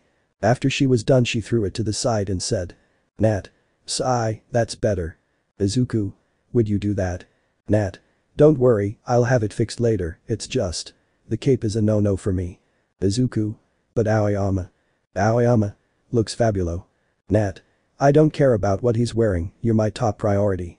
Izuku stared at her and just blushed a little before rubbing the back of his head as she giggled and started walking around them, continuing. Nat. Now as I was saying, before I can help you with your quirk, I need to know what I'm working with. She stopped and stood in front of Iida saying. Nat. Let's start with you, glasses. Iida stepped forward with the utmost respect and bowed saying. Iida. Right, hello Mrs. Romanoff. Nat. Just Ms. But thanks for the compliment. Iida. Very well, forgive me. I am Tenya Iida and just like my brother Ingenium, I have the passed down quirk of engine. Nat. Engine huh? Iida. Yes ma'am. Nat. This probably means that you can travel at the speed of a race car. Iida. Yes, but I am not that fast yet, but I know with your guidance I will. Nat. And your top speed time in a mile. Iida. About 3 minutes and 30 seconds. Nat. And how do you refuel?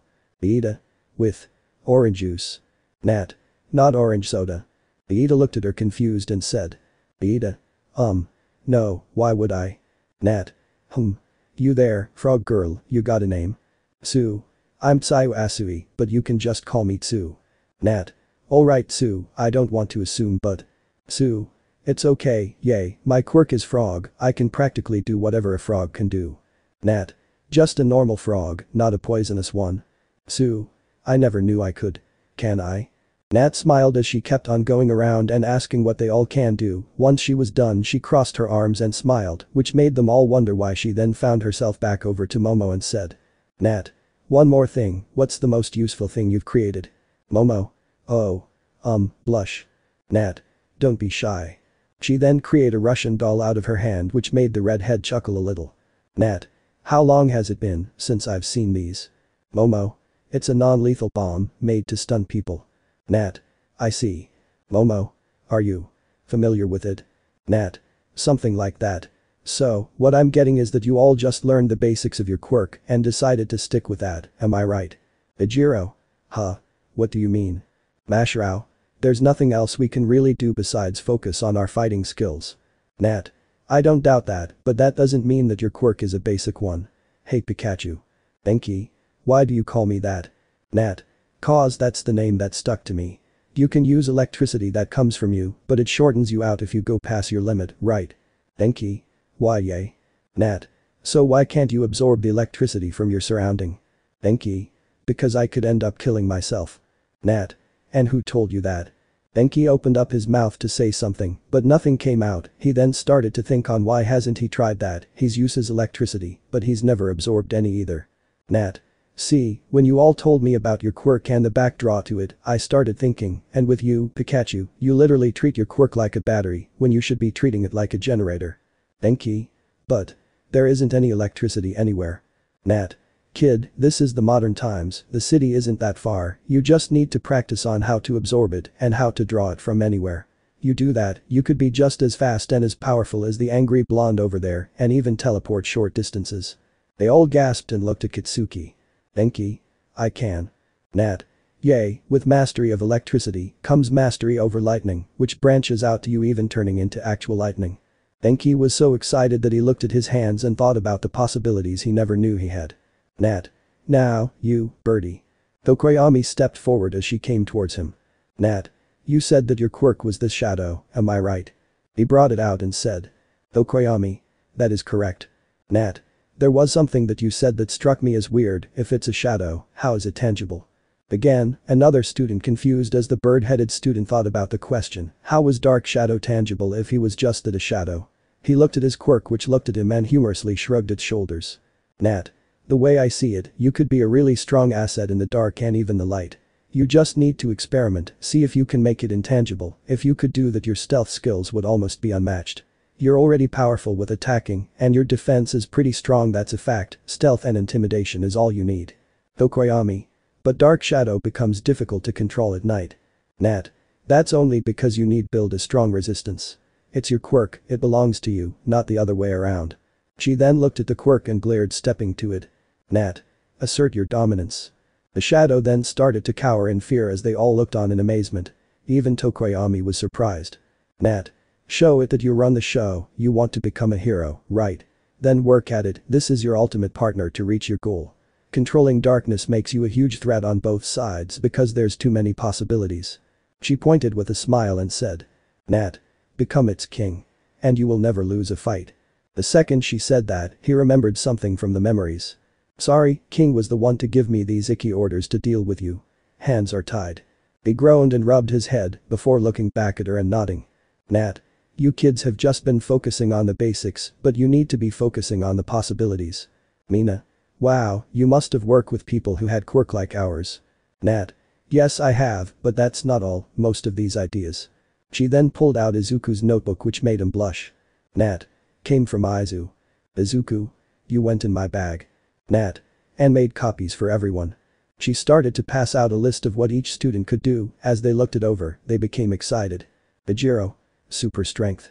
I didn't know that was a possibility depending on stamina, Ijiro Kirishima could even become unbreakable inside and out, breaking away steel and even harder metals. You think I can do that? Mina. Acid ball. Acid gas from my mouth. That sounds so cool. Zero. You think that my tape could have the strength to rip a tree off the ground? Dude, if I could do that, it would be awesome. Ida. Engine has the possibility to function like a race car or even a high-speed jet. Wow. Momo. A weapons master and adept to agility. I already am skilled with some weapons, but not all of them, maybe I should start practicing on all of them, but agility I've never tried. Masharao. Could use tail to close all openings when fighting. I've always used my tail to hang on something or give myself a speed boost, but never to actually use it to support me in a fight or even jump certain places. Hyoka. Heartbeat makes destructive sound waves, could use the sound of the surrounding area to manipulate and even focus a sound cannon from chest. Whoa, you know I never thought of it coming straight from my chest. Ichako. Zero gravity could be used to improve agility and even augment my strength and other abilities. You think I could toggle with the gravity of someone and make them heavy and even make a black hole? Nat. You shouldn't be surprised, your quirk is actually pretty unique. Ichako. Huh? Nat. Your quirk works through your fingertips, right? Which means that when you put your hands together, you're borrowing the gravity around you, and when you touch someone or something, you're taking away their center of gravity. Making them float, but one thing you never realized is that gravity is everywhere, and despite you taking it away from yourself, another person, an object or even just putting your fingers together, it's still there. Have you ever thought of where that gravity goes? Ichako looked down and said. Ichako. No. Nat. Alright, this is what I want you to do, activate your quirk. Ichako was confused but did what the woman said and put her fingers together before putting her hands to her side. Ichako. Okay. Nat. Ichako. What am I waiting for? When Ichako looked down, she saw that her hands glowed pink a little for some reason, this was traveled through her body as everyone said. Zero. Whoa. Ijiro. You're glowing. Mina. Cool. Ichako. Why is my body glowing? Nat. When you use your gravity, you only use it quickly, you never just turned on your quirk and kept it on to see what happens. What I want you to do now is jump. Ichako. I'm sorry. Nat. Jump. Ichako stared at her, wondering where she was getting at as she then jumped, but nothing happened, aside from the glowing she felt normal. Ichako. Sorry but I don't know what's supposed to be happening. Ijiro. Whoa. Zero. You seeing what I'm seeing? Akito. Awesome. Ichako gave them all a look over, very confused until she looked down, it looked as if she was just standing on the ground until she leaned forward to see that she was standing above it. Ichako. What? She then looked at Nat who said. Nat. What I want you to do next is jump again. Ichako. You okay. She then did as she was told, but when she did jump, it didn't feel like she was jumping off the floor, more like a trampoline. She noticed that every time she touched the air above the ground, she'd jump even higher, and pink ripples where she stepped at would appear. Ichako. This is so cool. The glow disappeared, which made Ichako land her butt on the ground saying. Ichako. Ow. Nat. That's to be expected, you just need practice. Momo. That was spectacular. Hyoka. You've floated before but never jumped on air. Shoto and Kitsuki then went to go pick up their papers. Shoto. Could possible manipulate smoke, cinders, and molten rock to my will or could bring on an ice age if not careful, even freeze someone who comes in close proximity to me. Bitsuki. Possible to put an actual explosive on someone via skin contact with nitroglycerin sweat and set off a chain explosion and more. TCH damn nerd, watching me like a creep. Aoyama. Oh man, do you shooting my laser from my chest instead of my navel? That sound wonderful. Aikido. Sweets can increase my strength, but the dependence is on which sugary snack I have. I just thought that sugar cubes and cakes would be enough, though I've never tried American sweets. Toru. I could fly and shoot invisible force fields. Izuku, this is really informative. Mizo. And helpful. Koji nodded. Ejiro. Yay man, why didn't you bring this to us after the fight practice? Izuku. Well. I've always been called weird for doing this in middle school, so I thought I'd just keep my hobby to myself. Zero. Come on man, you think I could use my tape to rep a full-grown tree out of the ground? Denki. You think I could actually go just as fast as how you, Iida and Katsuki are on at full speed? Heck yeah, I want to try it out. Sue. I didn't know that I could use my mucus to blind someone for a little bit. Tokoyami. Or turn off the lights in broad daylight when I'm attacking a villain. Momo. This is really good, now all we need to do is focus on how to go about this. Nat. That's where I come in at. Since your internship starts next month, you will go home and practice the possibility of your quirk evolution once you're done with your internship, but for now on, you will be attacked by me. Everyone. Hugh. Nat. I have to be honest with all of you, the only ones with really good reaction time is Izuku, the ashy blonde, tail boy, and half. The rest of you, know so much. For you to be a hero your reaction time needs to be flawless, you need to learn how to defend people in tight spaces. Fight in buildings full of people without taking it down. There's a lot. She looked towards Momo and asked. Nat. Momo, right. Momo. Why yes. Nat. Out of everyone, you and Okord are probably the only ones I can train, since you're both skilled with weapons. Hyoka. How did you? Nat. I know a kendo girl when I see her. Kyoto Momo. Blush, she's so cool. Nat. For the rest of you, try the possibilities on the paper. But be careful, these applications could be very dangerous and addictive. Pikachu. Denki. Nat. Absorbing electricity could very well make you addicted to it. Start small, a microwave or something, but if you try to absorb a streetlight, which is connected to the city, not only could you kill the people on life support, but you could also end up nuking yourself and blowing up the city from overcharging. Denki. Oh. Nat. Using force fields could be dangerous too, you could very well open one up inside someone and split them in half on accident. Toru. Gasp. Nat. Sound waves could make anyone go deaf or even kill powerful people like All Might. Hyoka. Nat. The list goes on, don't think for a second that just because of how strong your quirk can be, means that you can't hurt people.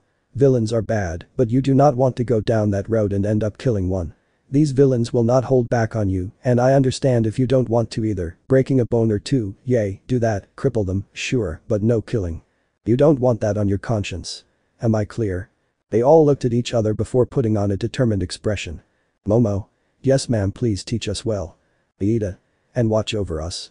Nat smiled and said. Nat. Good, now go explore.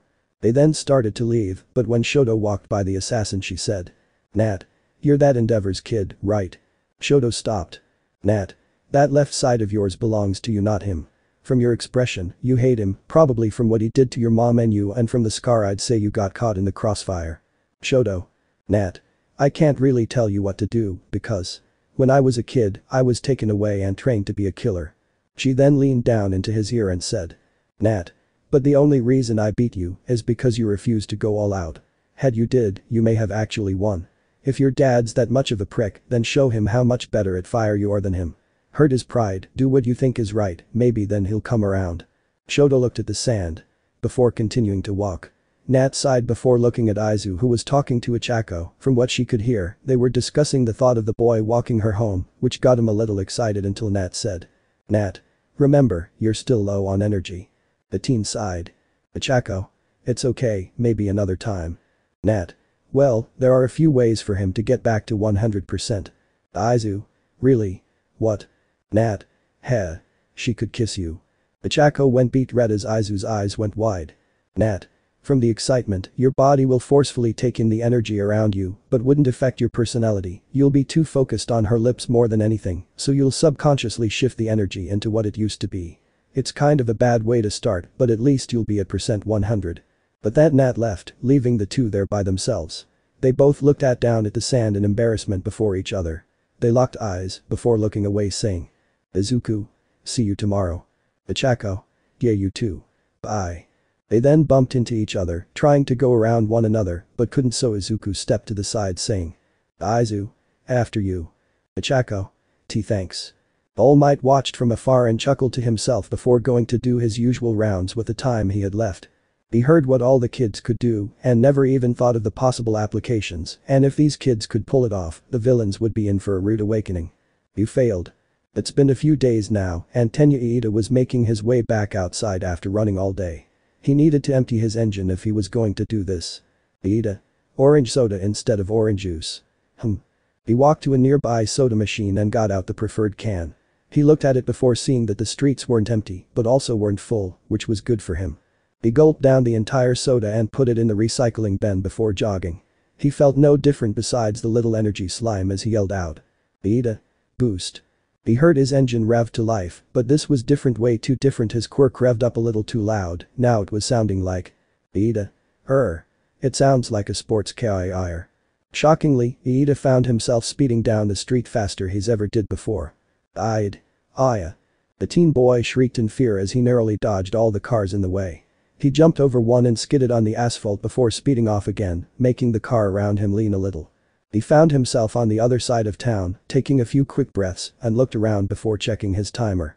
He was shocked to see that he's been running for 6 minutes and ended up there when usually it'll take him 20. He smiled at his progress as he got himself another and made his way home. With Denki, he walked back and forth past his microwave, wondering if it was really alright to start absorbing. The possibilities were awesome, but the fact that he could become addicted and blow up the city shook him a little. He took a breath and just decided to take it a step slower, so he took out his fully charged phone. Denki. Alright, please don't blow up the city. He hesitantly tapped it with his finger and a small spark happened, making him brace for impact. When he saw nothing happened, he looked at his phone to see that it was now halfway charged. Denki. He looked at his hand to see the remnants of electrical currents on his hands before saying. Denki. Sigh. Looked like my phone's not gonna be a good starter. He looked back at the microwave and glared. Taking a leap of faith and grabbing for it. The microwave and the lights in his apartment started to flicker as he heard a fizzing sound. The bulbs busted as he was now standing in the dark, so he made his way outside to see that all the other occupants were making their way out as well. By the time he got to the sidewalk, he realized that he just absorbed all of the electricity out of the apartment complex. Denki. I didn't mean to do that. He looked at his hands and saw flickering electricity currents before looking in the window of a nearby shop to see that his eyes were a little bit brighter than usual. Denki. Whoa. Seeing as how no one paid attention to him, he went into an alley where there were a lot of streetlights above him. He breathed out, calming his heart down. Denki. Okay, just absorb some, not all. He told himself this as she threw his hands towards the lights and starts to absorb the energy from the alley. Denki. Whoa. He could feel endless energy come into him as he stopped. He didn't know it, but his eyes were now glowing as he shot a huge blast of electricity into the air, making a loud thundering sound, which made everyone in the vicinity flinch. His body shook full of happiness to see that not only is his brain still intact, but he now knew that Izuku's possibility list really does have some truth to it. Denki. Woohoo ha ha ha woo, if that's a rush, this is so cool, ha ha ha ha. He then stopped, remembering Nat's words on addiction, and stood himself up in breath. Denki. Okay, calm down, this is good, but don't go overboard. Still pretty cool, haha. He jumped up in happiness, but when he did, he found himself tumbling on the floor. Denki. He got up, rubbing his head, and looked around to see that he was on the building of one of the alley. Denki. How'd I get up here? Back at Izuku's house, he was busy eating some popcorn with Nat and Inko on either side of him, though both women had a sinister smile on their faces towards each other. At this point, he didn't care, cause the movie they were watching was one he's been wanting to see for a while now. Nat. Nice movie, who picked it out? Izuku. Oh, I did. The redhead ruffled his hair and said. Nat. Nice one. But then Inko moved her hands and ruffled his hair herself, saying. Inko. Yes, this a good movie, thank you, son. Nat stared at the woman before getting up and sitting between Izuku and Inko. Inko. Hey. She then put Izuku's head on her lap, which made him blush hard since her legs were soft, saying. Nat. You must be tired from today, right? Take a load off. Izuku. I was doing that, watching the movie. Nat. True, but from the other day of you being grabby, I realized that your body relaxes more when you're laying or touching something soft. Izuku. Blush. Inko then sat where Natasha sat previously and pulled her son off the assassin's lap pillow and put him in her lap as well. Inko. Izuku doesn't need some lewd woman, he needs a mother figure. Nat. Lewd woman? How I'm lewd? Inko. Well, when you walk around in tight spandex all day, you kind of give off that impression. Nat then put him back in her lap, making him blush, saying. Nat. Well, at least I dress to impress, unlike you. Inko. Excuse you? Nat. What are you? 39. 44. Inko. I am 32, thank you. Nat. Really? Then why do you dress like his grandmother? I swear if you get in the gym, you'd look halfway as good as me. Inko. GRR. Nat. Besides, what son doesn't want a hot mom to show off to his friends? That's like all the rage where I come from.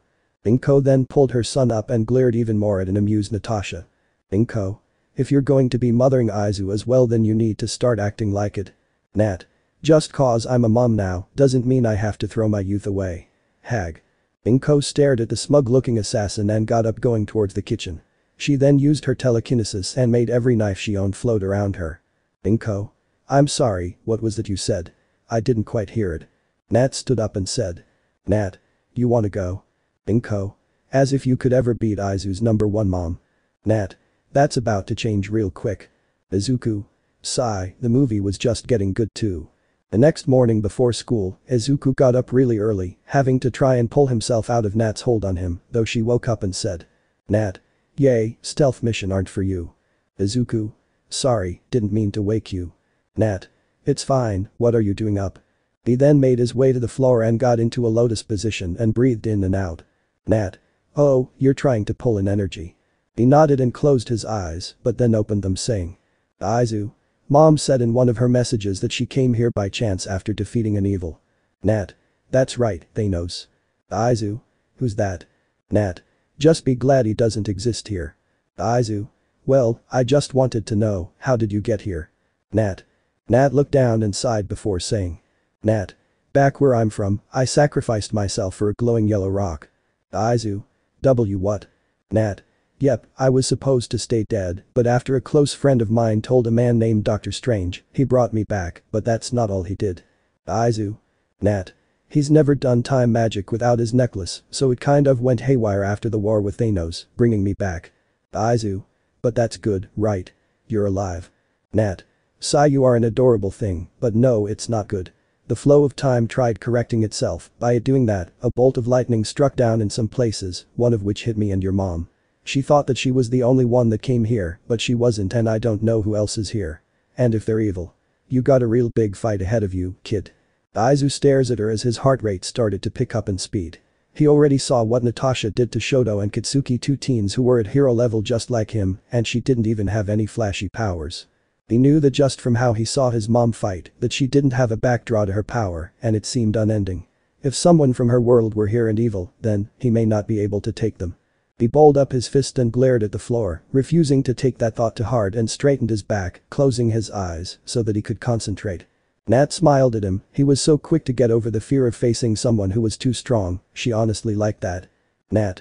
I gotta tell ya, you're not expected to actually learn how to do that. Izuku. I never asked, but what did I do? Back at the USJ. Nat. That was your binary form. Izuku. Binary. What? Nat. It was your mom's ace in the hole. When it was turned on, she was unstoppable, unkillable. All of our world's biggest threats couldn't even touch her or wound her when she was like that. When it came to you testing out that theory, the reason you also went into your binary form was because you were subconsciously absorbing energy. Izuku. Subconsciously. Nat. Your adrenaline spiked in hard too. Once you started to fight the Noma thing, your adrenaline kicked in and started to pull in as much energy as it could, and just when you were on the pedestal, Nomu hit you, sending you straight into your form. Izuku. Whoa. Nat. But to be honest, you shouldn't just use it. If you're going to, use it only for when it's an emergency. Izuku. Huh. Why not? I'm pretty sure mom did it all the time. Nat. True, but kid, your mom was prideful, cocky, and way too hot-headed. When she did it, she left herself wide open. Izuku? How? Nat. You still can't use your stellar light, can you? Izuku looked at her with a furrowed brow before finally getting what she was talking about. Nat. Exactly, once you hit binary, right after, you become drained for a very long time. Izuku. But you said that she would travel out in space or to a deserted place, and it wouldn't take her long. Nat. Yes, but do you know how long it took her to even get her power back after a week? Izuku. Nat. Years, it took her years to even get that close. You gotta understand, you're a teenager. Carol trained with her power for years, and even before that she was in the military. Izuku paled at that, but Nat sat up and got on the floor with him. Nat. If anything, you're better at it than she was when she first got her powers. It would take Carol up to 6 months before she could even use a photon blast. Izuku. But I don't have that kind of time. Nat. I know. She then gently put a hand on his chest and said. Nat. If you're going to do this, then you need to learn to feel it, learn how to draw it in, but never pull on the energy. That will only make things worse. Izuku. But isn't that what absorbing energy is? Nat. No, that's what I like to call abusive absorption. Izuku. Abusive. Nat. For example, your buddy Pikachu, you and him are the same, but you're not all together. He can absorb energy just by pulling on it and be fine if he gets drained. He can just keep absorbing and absorbing until he's full, but that's where you work differently. You have to keep the flow of energy going through you to use your light, and the only way that would happen is if someone blasts you with light or hits you with kinetic energy, and said energy will happily give itself to you.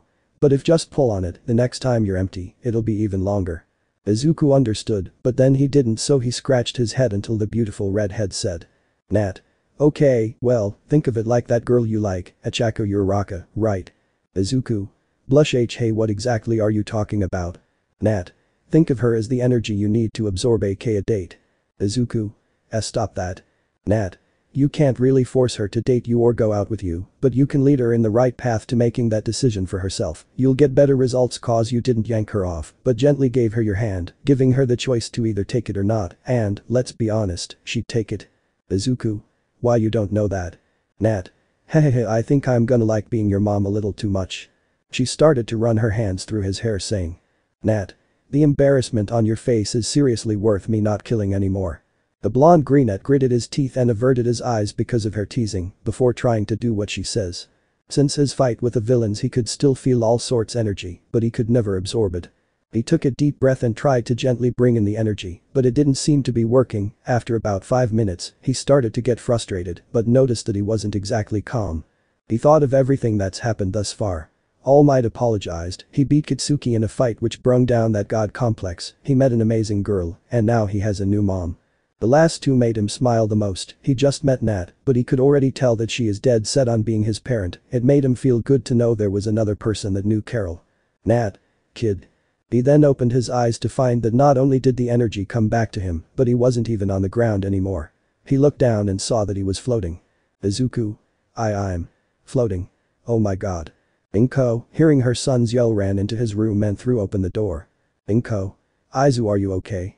She saw her son just floating there. The green blonde looked at her as she smiled and Nat said. Nat. Nice going. His feet then touched the ground as he said. Izuku. So. It's my happiness that gives me my flight. Nat. And now that you have it down, you now need to focus on some of Carol's other powers plus her flight speed. Izu. What? Inko. Other powers? I thought that was just her blasts, speed, strength, and flight. Nat. Well, that's most of it, but Carol could do a lot of other stuff, she just didn't feel the need to use them because there wasn't really anyone in this world that can really give her a challenge. Izu. What else could she do? Nat. Well, I won't tell you all of them since I don't want you getting a big head, but I'll tell you two, but that's all you get. From what I've seen you do, you can already make light constructs, but Carol could also manipulate and transmute matter. Izu. Gasp. Inko. Manipulate matter. Nat. For example, let's say if there was a volcano eruption right now, the kid here could zoom over there and turn it into a mountain of gumballs. Inko. Oh wow, I didn't know she could do that. Nat. That's because Carol fights with brawn, not brains. Izuku. Wow. Thanks nah. He stopped when he saw her beautiful face start to frown as he quickly said. Izuku. Mom, I meant mom. Damn, she's scary. Nat's smile came back as she ruffled his hair and passed them both up saying. Nat. Also, another thing, your mom had decelerated aging. Izuku. Decelerated aging. She aged slow. Nat. More like not at all, that's something that me and her got in common. Izuku. You don't age. Nat. Nope, kinda don't know my age anymore either, I lost count around 68. Inko Izuku. Why it. After Nat got dressed she left out to go and head test some of her students. It was still pretty early, so she decided to start with some who thought that she wasn't coming for them. Ashura woke up, scratching his head as he fluttered his eyes opened. He cracked his neck and decided to start his usual routine, which was showering, doing a quick workout, tending to his tail, and meditating. Though he started to fall asleep on the last part. Suddenly he heard what sounded like a creak coming from the hardwood floor near his front door. He peeked out of the small dojo in his house towards the door to see that no one was there, but he knew better than that. He retreated back to the middle of the dojo as the light were then shut off. He opened all of his senses and took an attack stance before twisting around and getting ready to stop whoever it was, but wasn't no one there. He started to sweat, but then he felt cold steel at his throat. Nat. Good instincts, but you fail. Ashura. Sigh darn it. The lights turned back on as Nat left out saying. Nat. Try harder. He stood there and felt like he just embarrassed the woman since she stuck her neck out for him, saying that his reaction time was that of Katsuki and the others. The next place she headed to was Toru's, who was singing as she came out of the shower with water dripping down her invisible body. When she opened the door, she saw a hand come out fast towards her neck, but it stopped. Toru. Aya. Nat. Fail. Toru. Huh. Ms. Romanoff, I'm naked, how was I supposed to know you would start it now when you said you would do it during the internship? Nat. If you were a villain and you told me that you would attack me tomorrow, would you really do it, knowing I would be ready? Toru opened her mouth but no words came out, she finally understood and just sweat drops saying. Toru. Sorry. Nat. No need. Just try harder. Nat then went on to the next place with was Rakido, who failed. Rakido. What the? Nat. Fail. Then Mineta. Mineta. Ah. Nat. Fail. Then Mina. Nat. Fail. Mina. No fair one more time. Then Ijiro. Nat. Fail. Ijiro. Dang it.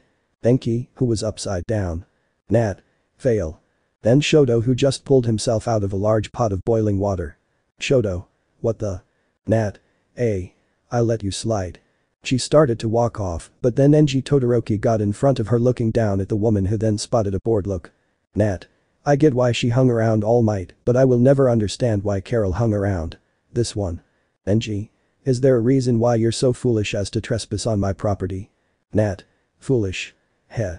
She then walked around Enji and looked at Shoto saying. Nat. See you in class, kid. Enji grabbed her arm saying. Enji. I asked you a question. Nat. And I'm choosing not to answer it. Now, let go of me before your son watches me embarrass you in front of him. Enji. Is that a chow? Before the hero knew it, he was being thrown over Nat's shoulder. He was completely caught off guard as he landed face first into the dirt. Nat then slammed a knee into his back and put a knife up to his neck. Nat. You wanna know the difference between me and you heroes? It's the fact that I can keep my pride and ego in check.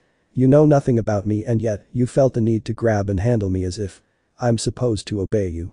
Spoiler alert. I don't obey anyone. Enji then tried to heat up her blade to make it melt, but when he saw that it just went white with heat, his eyes widened as she brung it closer to his neck. Nat. Like it. It's made out of titanium. It can withstand the temperature of lava, you can't do that right. Enji. TCH. She then came down to his ear and said. Nat. Try to keep your masculinity in check, you're not special, I know a lot of fire users that'll put you in the dirt. Enji. Treyaya. The second most powerful hero then flared up in anger before getting up. When he looked around he saw that Nat was gone. He took a few breaths but found not one trace of her. Shoto on the other hand saw exactly where she was and he was honestly really impressed. 1 second she was on his dad's back manhandling him and another she's on top of his house outside of his father's line of sight. Shoto. Nat made it to Achako's place just as she came back in from a run, but when she came into her place, she realized how cold it felt. She knew for a fact that her parents were here and up. Breakfast was done but her parents were nowhere to be found. Achako. Hello. She walked around, not understanding the turning in her stomach as she opened their door to see them tied to their bed. Achako. Mom. Dad. She then heard running behind her and twisted around putting her hands together, but then she closed her eyes. For a few seconds, nothing happened so she opened her eyes to see that Nat was standing there with her hands on her hips. Achako. Ms. Romanoff. Did you do this? Nat. Yep. She then looked around her and said. Nat. Thanks for playing along. Ichako then looked at her parents who unlatched themselves and smiled at her in an apologetic fashion. Ichako. WY. Nat. Fail. Ichako. FF fail. But you said. She then stopped and realized something before sighing. Ichako. Villains wouldn't. Wait, would they? Nat. Ah, smart girl. For that I'll give you. A D+. The gravity girl leaned over in depression as Nat made her way out. There were only a few students left to grade. But the assassin had a feeling that they were going to be promising, and they were. When it came to Tokoyami, Momo, Kyoka and Mizo, they were a different story. Tokoyami actually blocked Nat's attack, though he still ended up on the ground. As far as Mizo, he was caught, but because of his dupli arms quirk, she was also caught. Kyoka and Momo coincidentally took a train to school, and she started to attack them in front of people. Nat decided that testing them on how to fight with people around them, and even though they were adequate with a weapon, they still failed, though Nat gave them all an A+ for knowing not to use their quirk when others would have. Because of what Natasha has done, Midnight, Snipe, Cementos and Bloodlad didn't like the fact that she attacked the students, so they decided to call an urgent meeting with her. Natasha came in and looked at all of them to see that they weren't happy at all. The only ones who weren't in there were All Might, Aizawa and Nizo. Cementos. Nice of you to join us. Nat sat down without a word with a smile on her face, knowing exactly what to say for whatever they wanted to speak with her about. Nat. And you called me here because? Bloodlad. Because of your assault on the kids. Nat. Assault is a big word, what I did was test them on their reaction time. Snipe. By bringing a knife to their neck. Nat. I'm sorry, I didn't realize that this hero school was for toddlers and not teenagers. Midnight. They are trying to become heroes, yes, but that could have traumatized them. Nat. All of you baby feeding them and sending them out into the world would traumatize them even more. Cementos. These kids are not soldiers. Nat. You're right, they're training to become something worse. Heroes. 13. Then you should understand where we're coming from. Cementos. I understand what you're doing, but maybe now isn't the time for that, it's their first year here. We want to ease them into that. Nat. Do you think that the villains will wait for them to get that strong? Bloodlad. Of course not. Nat. Alright, I need all of you to listen to me very carefully because it seems as though you've mistaken me for a hero, when I'm not that. What I'm teaching them is to stay vigilant because believe it or not, the villains have already proven that they could very well break past our security and into the school. To make matters worse, they aren't even allowed to use their powers, which is very stupid. Snipe. You're questioning our laws. Nat. I am. This spoon feeding you're giving them will only make them depend on each other, which isn't all that bad, but can be very dangerous if it's practiced too much. All they need is practice and training, once they have those, they can defend themselves without waiting on backup. Cementos. But they will never be alone. Nat. And who's to say that? You Cementos. Cementos. Nat. You heroes have way too much confidence in your quirks, these are kids who want to be heroes, you can't just come to their rescue every time they get a boo-boo. The way you use your image is degrading and also very irritating, and no wonder the villains all want you dead. Snipe. What? Nat. You present a challenge to them by flaunting and putting on a show for the people, instead of just taking care of the crime and being on your way. Bloodlad. You're saying it's our fault. Nat. It's both parties' fault. Powers exist here, so temptation will naturally follow. But it's not good on both parties because of how you act out in front of people. 13. It's to keep the people safe. Nat. So going on live television like celebrities puts them at ease. Silence. Nat. You know there's a kid back where I'm from who has all the powers of a spider and him just helping people is enough, not only that, but he can do your hero work, balance a job and school, and he's only 18. You're teaching these kids what it's like to be a famous celebrity and not an humble hero. Cementos. Nat. The point I'm trying to make is that what I'm doing is good for them, they all need this because not all villains attack from the front, you've got those who attack from the shadows. Some whose quirk could bring the entire city down. We all know now that there is a villainous organization out there, but who's to say that it's the only one? What about all the small groups of villains? Snipe. We have certain heroes for that. Nat. And if their quirk doesn't suit the requirements to take down said villain, then what? Cementos. Then they're on standby. Nat. Well, the villain causes havoc and someone potentially gets killed. Snipe. Cementos. Nat. That's the problem, you won't need your quirks all the time to handle an enemy, sometimes your powers aren't going to be best suited to fight, you're going to need to know how to use hand-to-hand combat, how to infiltrate an enemy base without alerting them, how to blend in, how to play the part. They need to know how to be sneaky and gather intel. There's a lot they need to know, and the biggest thing is that they need to know what they're getting into. Everyone. Nat. Because they could die if they get too full of themselves. Heh, in my opinion, you all just got lucky. They all looked down before looking at each other. She did have a point, they sighed and said. Cementos. Sigh, we see your point. Nat. I understand where you're coming from, but these kids knew exactly what they were doing, all of them all have their reasons for becoming a hero, but I refuse to send them out there unprepared. Vic. Yay, I agree. Snipe. Same. Cementos. Well, if you're going to keep doing it this way, could you at least not put too much on them? They're training to become heroes, but they're still teens, they need to at least have fun with their lives. Nat crosses her arms and said. Nat. Sure, but let's not have this conversation again. I told you that one of my conditions is that you don't question my methods. Cementos. We know, but assaulting them in the comfort of their own home. Nat. I'm a spy. It's what I do. They all looked at each other before sighing. 13. Alright, we'll leave it to you. Nat got up out of her seat, but before she could walk out, Midnight said. Midnight. On another note, we'd like to talk to you about the sports festival. Nat gave her a questionable expression before looking at them all. Her face went flat as she said. Nat. What? I thought you guys were joking about that. You're going to hold that after they just got attacked not even 2 weeks ago. Bloodvlad. Yes, we're calling off the internships until after the festival. Nat. But that's in month. Snipe. We know, and we'd like it if you would help out. Nat looked at them all again before sighing and leaving out. Midnight. Oh, and one more thing. Nat. Midnight then got in front of Nat and leaned forward pulling at her tight suit saying. Midnight. Where on earth do you get your spandex from, I must know. Nat. Sorry, but you wouldn't be able to fit them. Midnight. Are you saying I'm fat? Snipe. Mick. Here we go. Nat. No, I'm saying I fill them out more. Midnight. Oh please, I'm full enough. Nat. The redhead looked her up and down before saying. Nat. What's your bra size? Midnight. 32D, why? Nat. Yay, you can't fit them. Midnight. W what? Nat. Heh, I'm a 38 double D sorry. Then men all went red as Midnight just stared at the redhead. She gritted her teeth and made a mental knot to outdo her in seduction as Nat left. Meanwhile, somewhere else in a lab room, there was a pod with a woman in it. She seemed to be asleep or unconscious, but then her eyes opened wide, showing emerald green that seemed to follow a little. She gasped inside the pod before touching the glass. She then growled and stuck both fingers through the glass and ripped her way out of it as she landed on the floor. She stood up and looked around noticing that she was the only one there and simply said. Natasha. Let me know in the comments below if you guys want the next part. Also check out my other video that has been shown and left. Thank you for watching. If you enjoyed this video please like and share this video. And have a fantastic day. Bye.